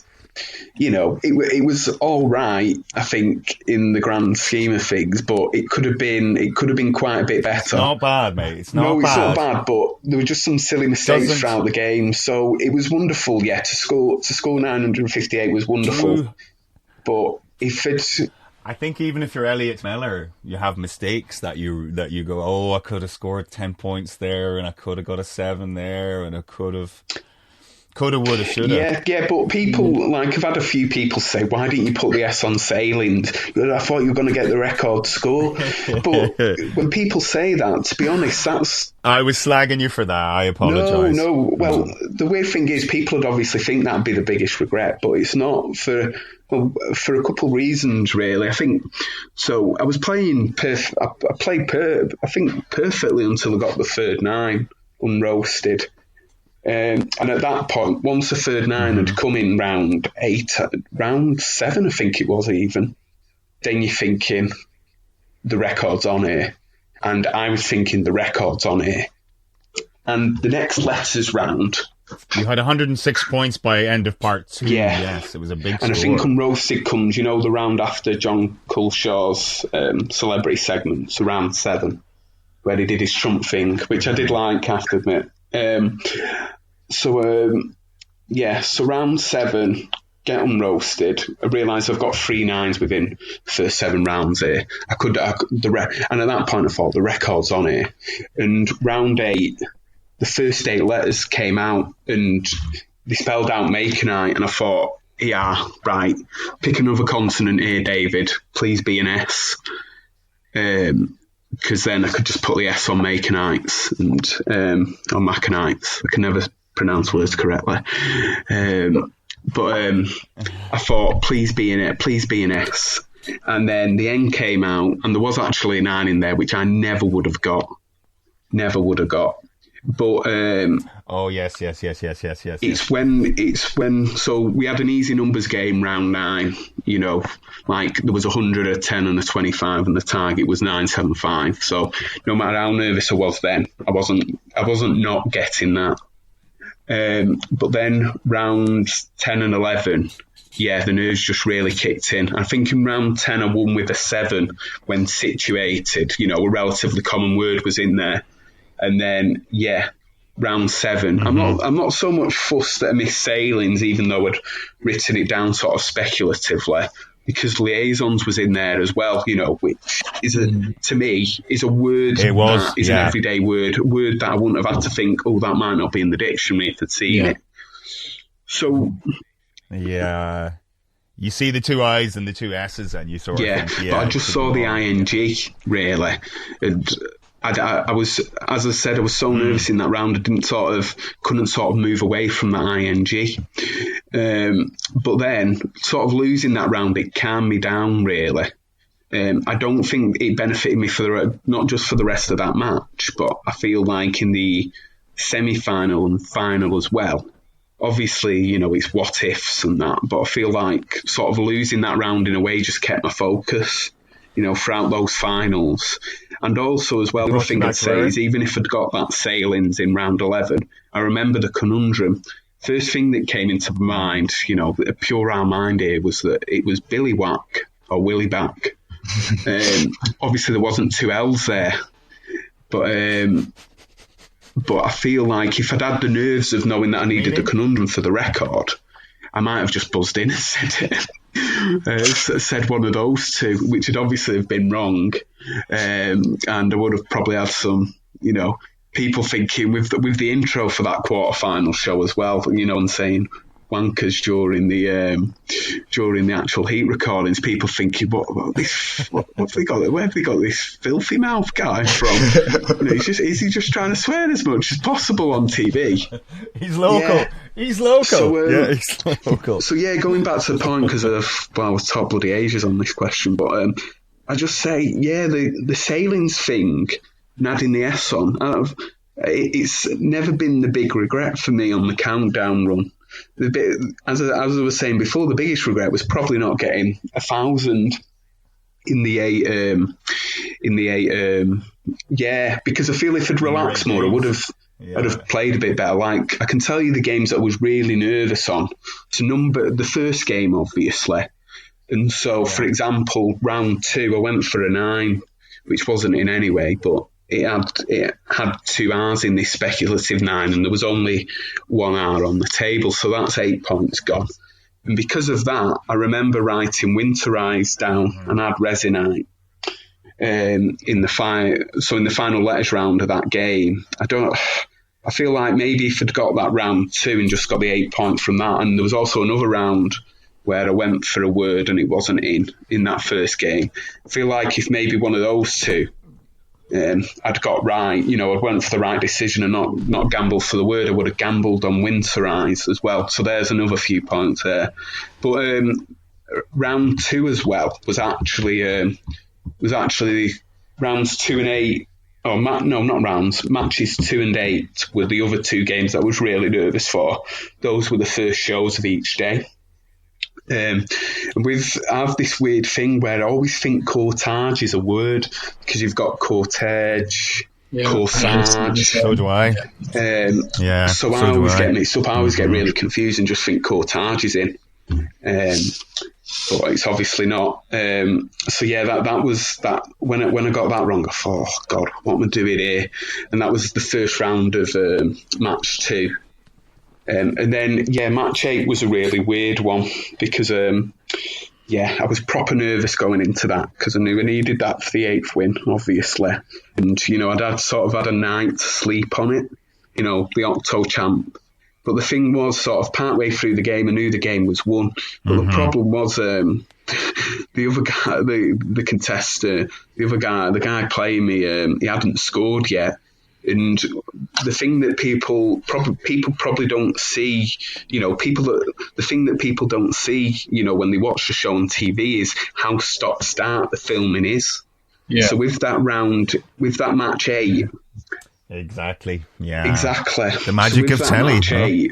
With the stop-start nature of it, and the guys, hadn't scored points, so he'd had some guesses and just, and the letters hadn't just been there, say, or the word just hadn't been in the dictionary, and so in the breaks between it, he was just, beating himself up. So it was a bit weird, me, trying to G him up and, say, very unlucky there, Frank. You're not gonna get zero. You're not gonna get zero, honestly. And Rachel and Susie saying similar, but it does affect the mood a bit when you got. You had a little bit of that against an Apterite. Yes, go on. You had a little bit of that against Ian Syme as well. Yes.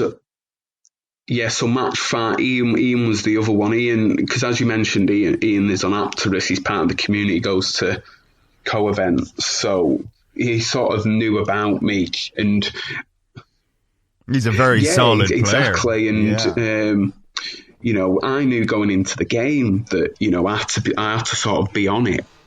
And, but Ian was always going to be filming the filming block that I was, whereas I wasn't sure because I live locally. They were able to call on me because Tom Silverlock won 8 games, so they needed a new contestant and 2 new contestants rather than one for the game after. And because I live locally, they said, James, can you come down and film? It's weird actually, because I hadn't got the call on the Monday, so I was going to go down to the studios to watch the filming, being in the audience. And it gets to like 5 o'clock, and I think, well, they're not called me yet. They're not going to need me, are they? So I might as well just get going, get the tram. Just as I'm about to leave, I get the call from the researcher, who was James Harrow at the time, and he says, can we get some James? The guys won 3 games today, 7 overall, so if he wins the next one, would you fancy being on the show? And I was like, yeah, sure. And I just remember trying to stuff every shirt that, that sort of fit the criteria of no slogans, not too sort of bright, not too stripy. And because I dress very scruffily, I'm a big t-shirts guy. I didn't have much, so I remember taking a couple of my dad's as well. And so, then I was filming. It was crazy, to be honest. But Ian, and the thing is, when I was filming my first game, Ian was in the audience, and it must have been, I think, I think he told me, he was just a bit gutted. He admitted it when he sort of saw me there playing. But I knew with Ian. What? Had he slept the night before? Was he nervous? He was very nervous. I remember turning to him, when we were just about to film, and I was just going to say good luck, Ian. I remember he was trying to drink some water, and you could see his hand sort of shaking quite a bit. And then obviously with the 9 in the first round, that just completely knocked him sideways. But I knew his qualities as a player, so so I knew that I just had to be on it. My next round is awful. I had to be on it at the start, and it was very similar by around rounds 4 or 5, because I think he missed vacations, which there you go, that's another bloody easy word that I missed. But at that point, that's 7 times out of 10, isn't it? Really? Yeah. At that point, then Ian was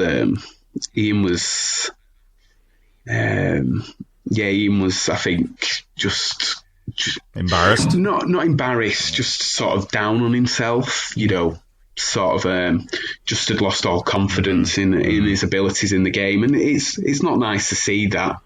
Really, you want, obviously you want to win and get on to the next game. You don't want to see someone not having a good time. Filming a TV show that they love. No. I'm very interested in the psychology of what goes through your head when you know you are playing someone who can beat you rather than someone you should beat. There is a huge difference in how you approach the game. And did you, going into the finals, and I know you were worried about my conqueror, Mr. Jamie Wing, the young Jamie, the human dictionary, and I know you were worried about his game, a very strong player. How did you approach playing him in the final? It was weird, actually, because I remember on the tram in, I was just trying to, you know that situation with exams where you practice, where you try and kid yourself that you're going to do some revision a couple of hours before. You just read over everything and you don't, nothing sticks.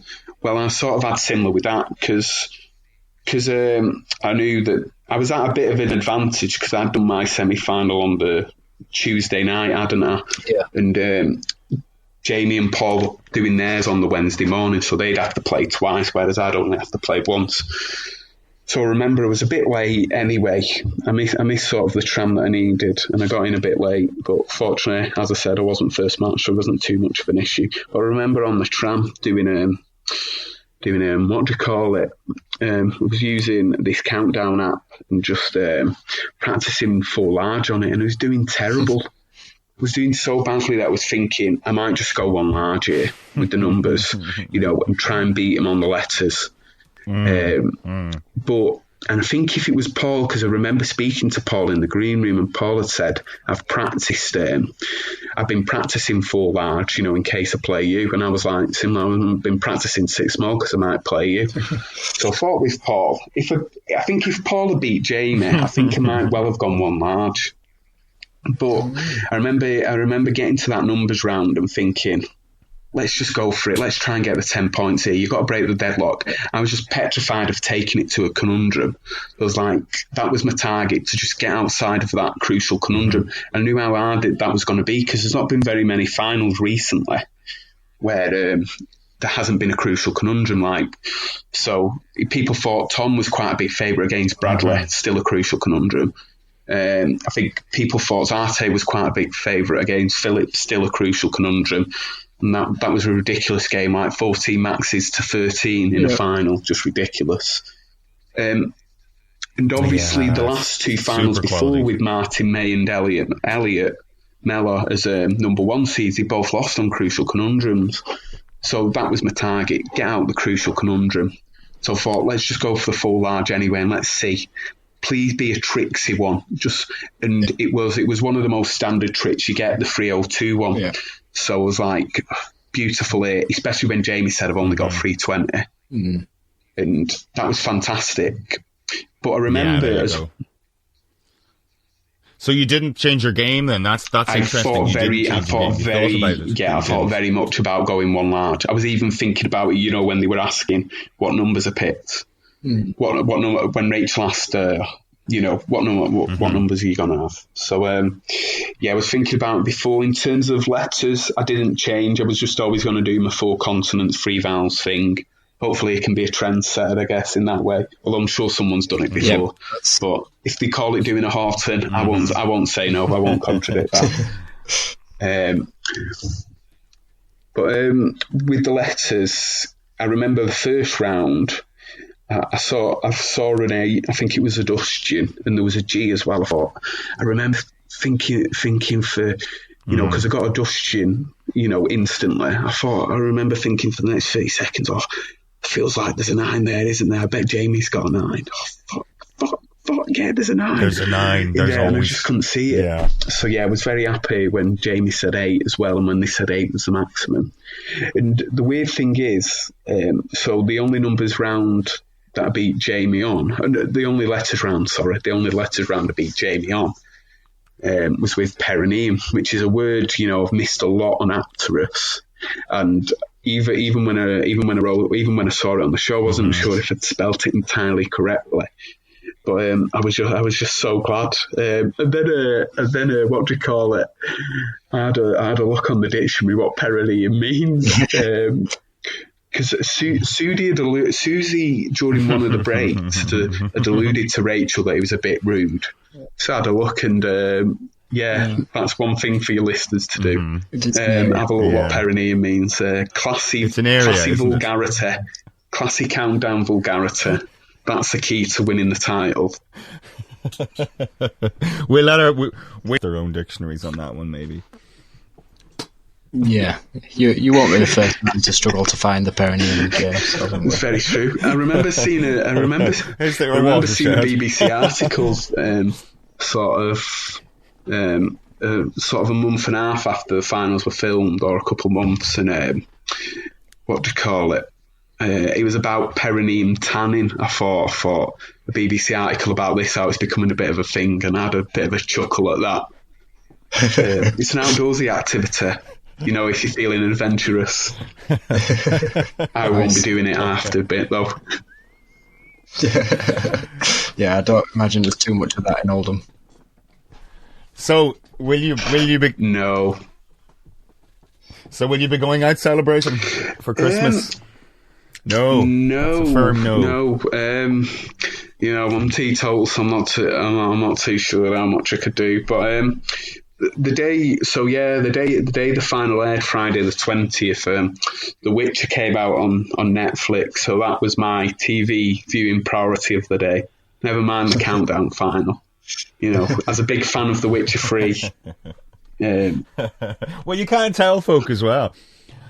I think this is because the final has aired now. You see, you can tell folk you are. It's real. You are you're Series 81 champion. You can open your bedroom window and shout it. It's not just me. That's just not me. I think that my family were super proud of watching it. Sort of like my grandma and granddad and parents and that, which is good. You know, I think they celebrate it more than me.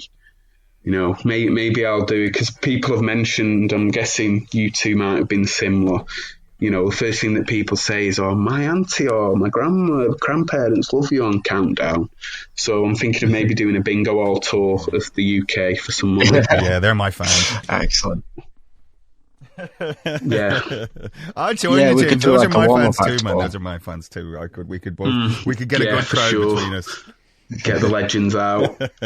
Yeah. Clickety click.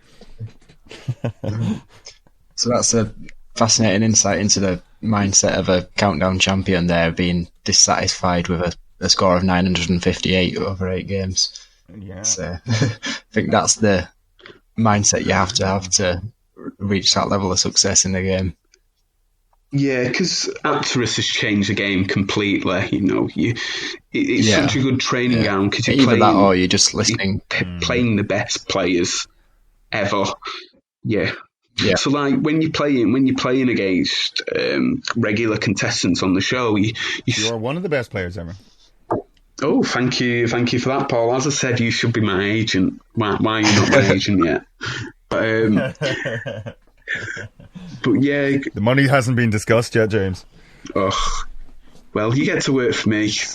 You know, you'll accept a lower pay package. I can't offer you much. How about a banana a day? Is that good?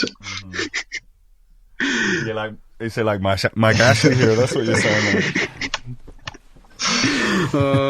God, I do not. Yeah. Oh God, the Mike Ashley of the Countdown world. God, please evict me from the community if that ever happens. If I ever do become that. But when you play, so tell. Oh, I was just going to say, yeah. So when you're playing sort of regular contestants on the show, you know. You might win comfortably, but you're thinking, oh, I missed this word here. You know, if I was playing like a Callum Todd or a Paul Anderson, they really would have punished me there. So that's kind of the mindset you're going to have to be in, especially in the finals, in a way. But I remember going to, one thing that really helped me was going to Dublin for a Countdown event.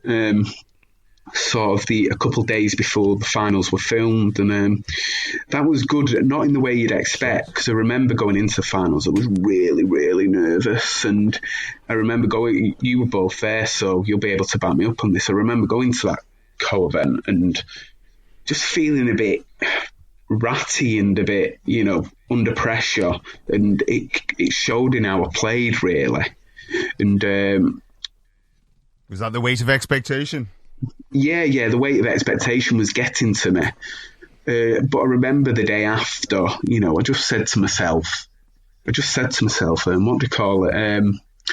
Right, this is a game show. You know, it's a TV show. You got to enjoy it. Whatever happens results-wise, you got to enjoy it. And I remember playing that Sunday and that Monday. I played brilliantly, seriously good on Apteris.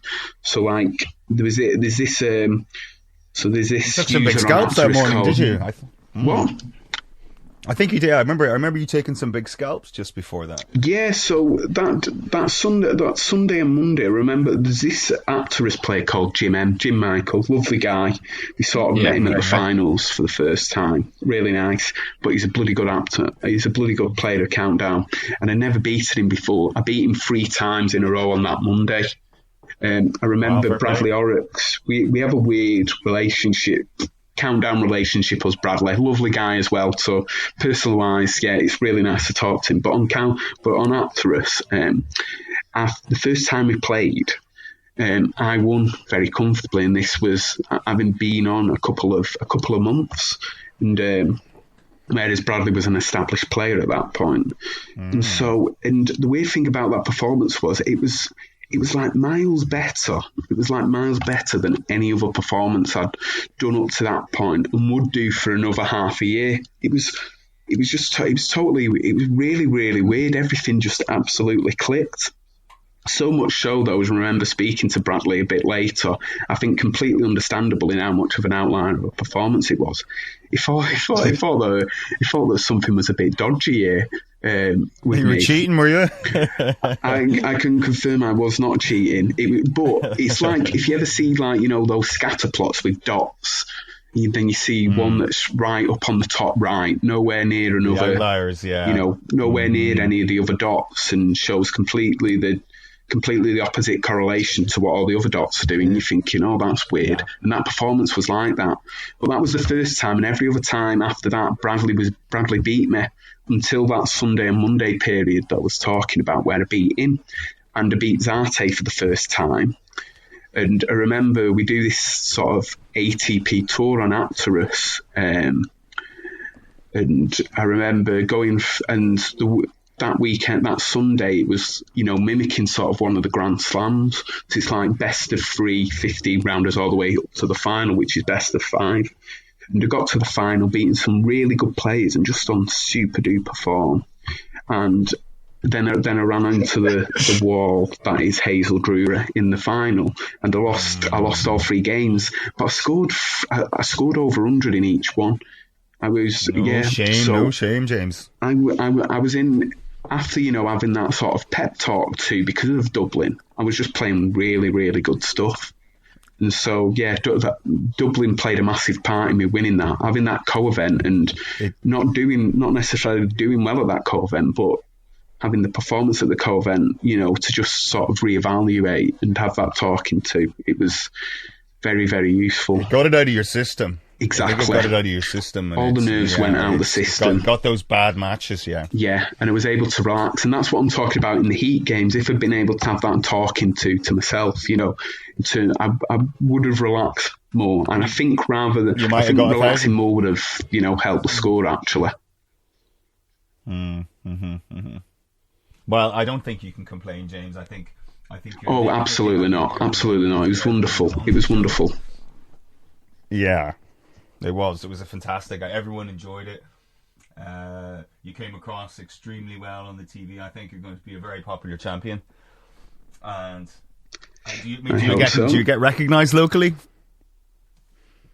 I have to admit, no, not yet. I've had no one who I don't know, who I've never heard of, just come up to me, or I've been in a setting, like a doctor's room, waiting room or so on, where someone said, oh, you're James Haughton off the telly, aren't you?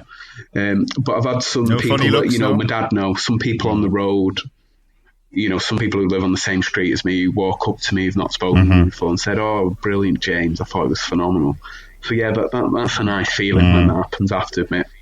I think you were phenomenal. I think, and you've broken the curse of the favourites of the past 2 series as well, and managed that weight of expectation, I think, supremely. At Dublin, you had like a lot of pressure on you. I think to go into a series finals as the number 1 seed and the favourite, I think people can underestimate how much pressure that puts on someone. I've spoken to a few people who've come to co-events and stuff just before they've gone into filmed their series finals as number 1 seed, and they're always really nervous, and there's a lot of pressure on them. So to bear all that, still come through successful is a great achievement.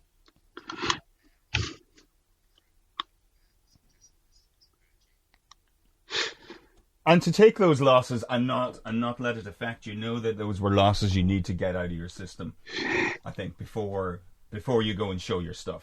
Yeah, I think it helps a lot that, it's 15 rounds on the show, because 9-rounders, the pressure, it just ages you. Hate 9-rounders, God. Hate conundrums. Me and Johnny D'Souza thinking of starting a foot conundrums club. I liked my conundrums on the show. That. I don't like them on Apterous now. I like it when you have a physical buzzer that you can press. That makes a big difference, and I think that's something. I think for co-events, if we could eventually get there is a buzzer system that is sometimes used in finals. That Graham Cole has made these 2 little electronic buzzers that work really well. It's quite advanced now. There's a whole system in it with a clock in it and stuff. It's just the practicality of making enough to go around. Just cool. They use them for the finals, but I think to have 1 per table, unless we could somehow get them mass produced, it just wouldn't be logistically possible at the moment. Yeah, because you have those incidents at co-events where, especially the ones that are sort of classroom style, where everyone's playing from the same conundrum that's shown at the front, where you tap in and the other guy is tapped in. So it's happened a couple of times with me. It's all perfectly understandable because if someone says, I think I've buzzed first, and the other guy goes, well, I think I buzzed first, then, the margin of error is there for it to happen. It's not a case of one of them lying. It's probably you both genuinely, the margin between both people buzzing in is so small that you just cannot genuinely tell who done it while you're trying to solve the conundrum and look at the conundrum as well. Yeah, I think it is easy as well. When it is so close, you will always think it was you, I think, because you obviously, the signal to your brain is much faster in your own reaction than to observe someone else. So, it's shame on that, but nothing you can do. Yeah.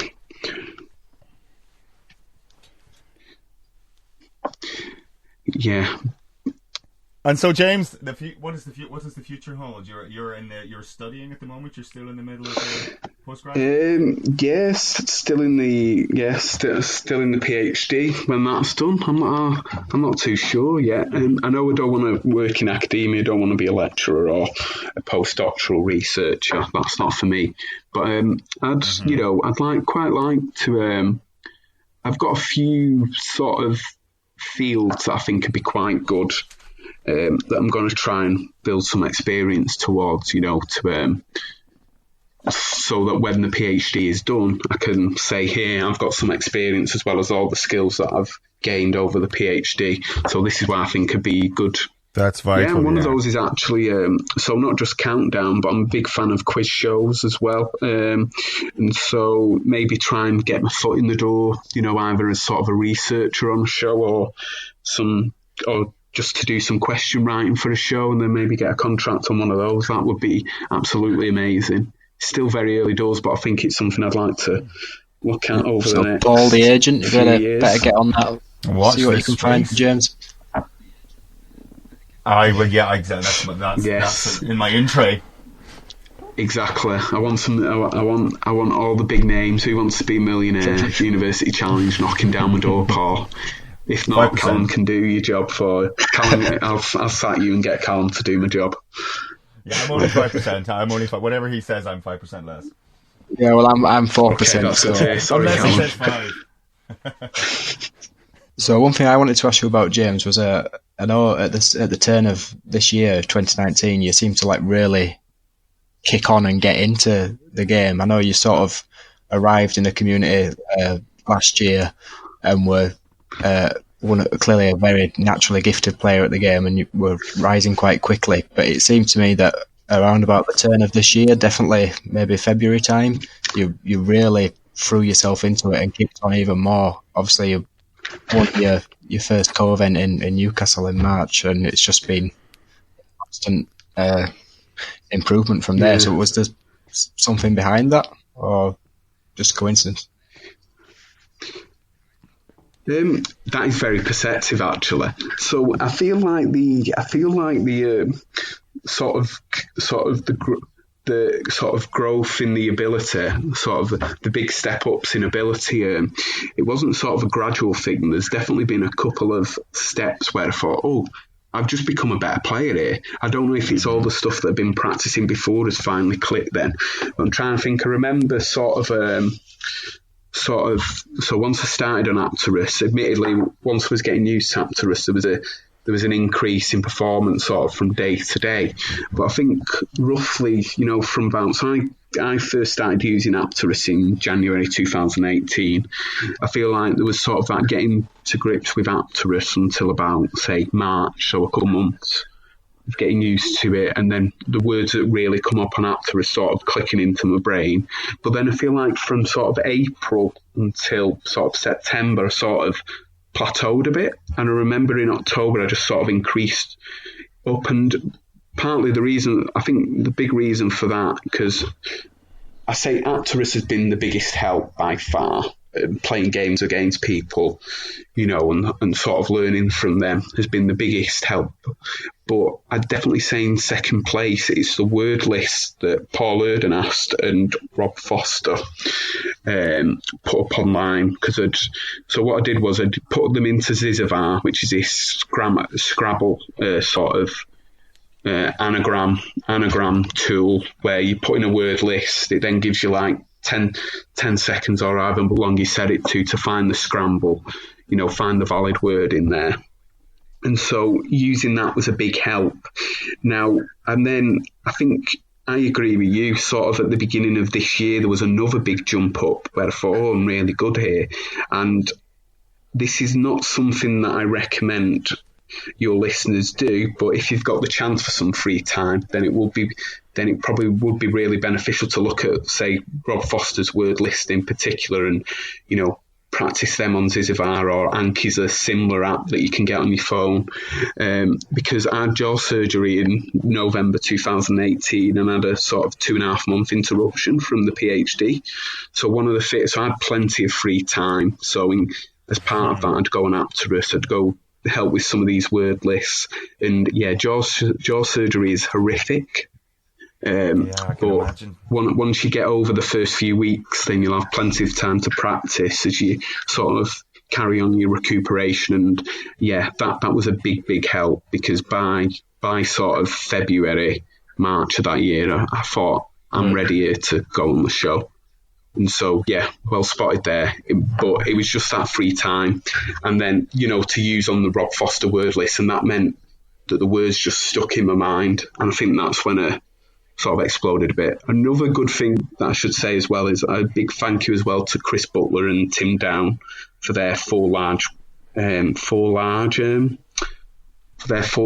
guides that you'll be able to find on the internet, and to one Mr. Callum Todd for his 6 small guide on, I think, the website that Paul Erdenast has put up, Countdown Resources. I think that was later on in 2019, but that was, I'm not just saying that because you're one of the hosts, but that was a genuinely I know it was, because I was playing you on Apterus once and you beat me on a 6 small, and then you told me that you did it using a technique in my guide. So wish I'd have delayed the release.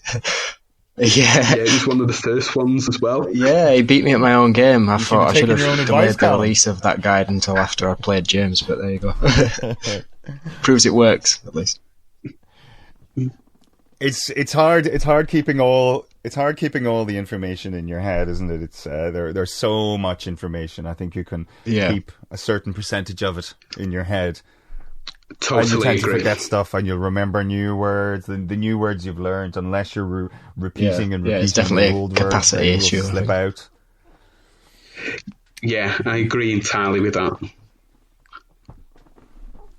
Your number selection, if you're doing 4 large all the time, they seem okay. If you're doing 1 larges, they seem okay. I'm a bit of a 1 large man. I need to expand. Yeah, I think having expand my number selections, I think. Yeah, I think having a number speciality is. I think I said guys. this in the 6 small guide.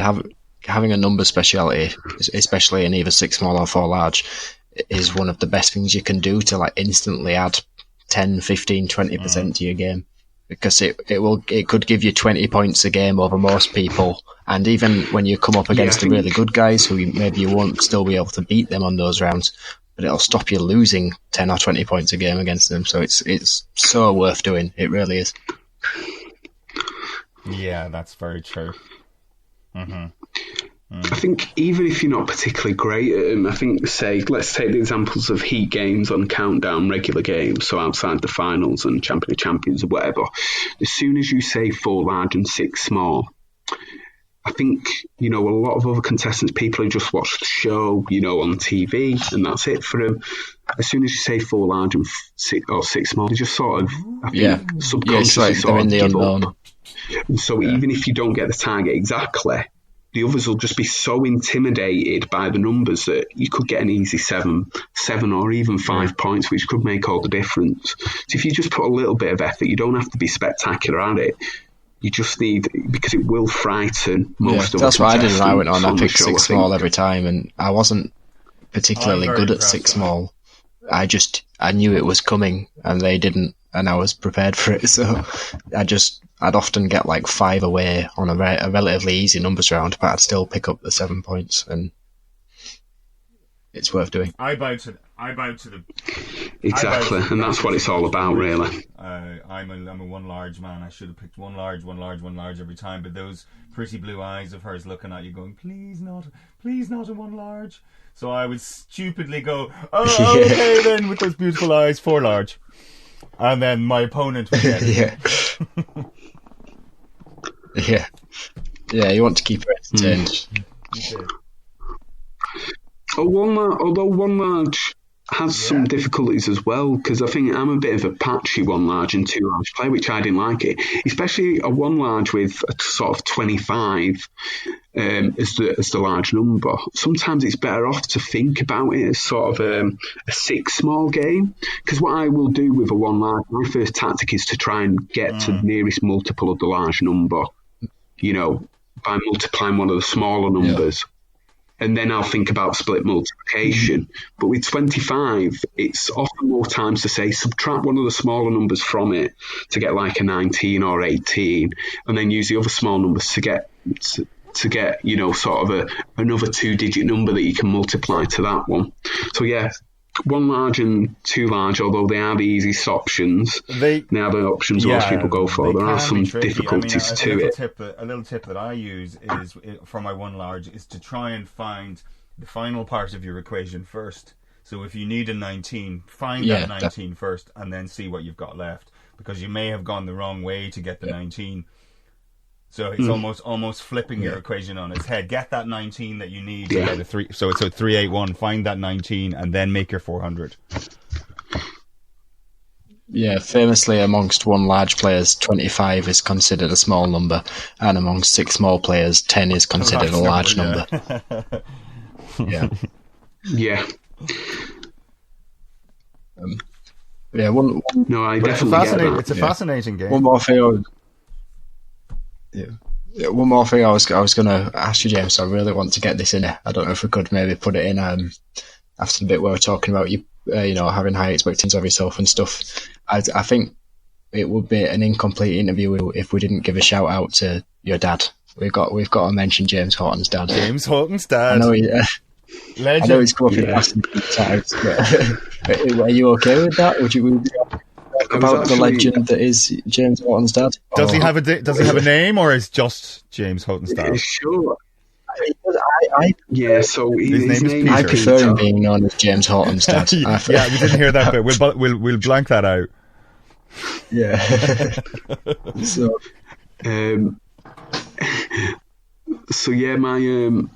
My dad, I was actually speaking to him about the 147 against Jamie, not against Jamie, against David Law, and he's telling me, why didn't you put the bloody S on Sailings, James, you need to think. He was telling me that yesterday, genuinely. So, but, I'm not joking here. Probably, before I went on Apterus, the thing that kept my interest in Countdown semi-regularly was, my dad gets up early enough that he can watch, the repeats every morning. So I'd speak to him about it. So yeah, he was a big part genuinely of me wanting to go on the show. And then everything I've done since the co-event, winning Series 81, he's played a big part in it. He's both my harshest critic and number one fan. And Oldham's, I'm sorry, Elliot, but Oldham probably best Countdown player. Can we just repeat that bit about Elliot? I think we lost you a little bit there, so I'm sorry, Elliot. If you just start that again. Yeah, sure. No worries. So, yeah, he can be my harshest critic and biggest fan at the same time. But I'm sorry, Elliot, he is Countdown's best player. Your dad is the number one Oldham Countdown player. You heard it here first, folks. Yeah.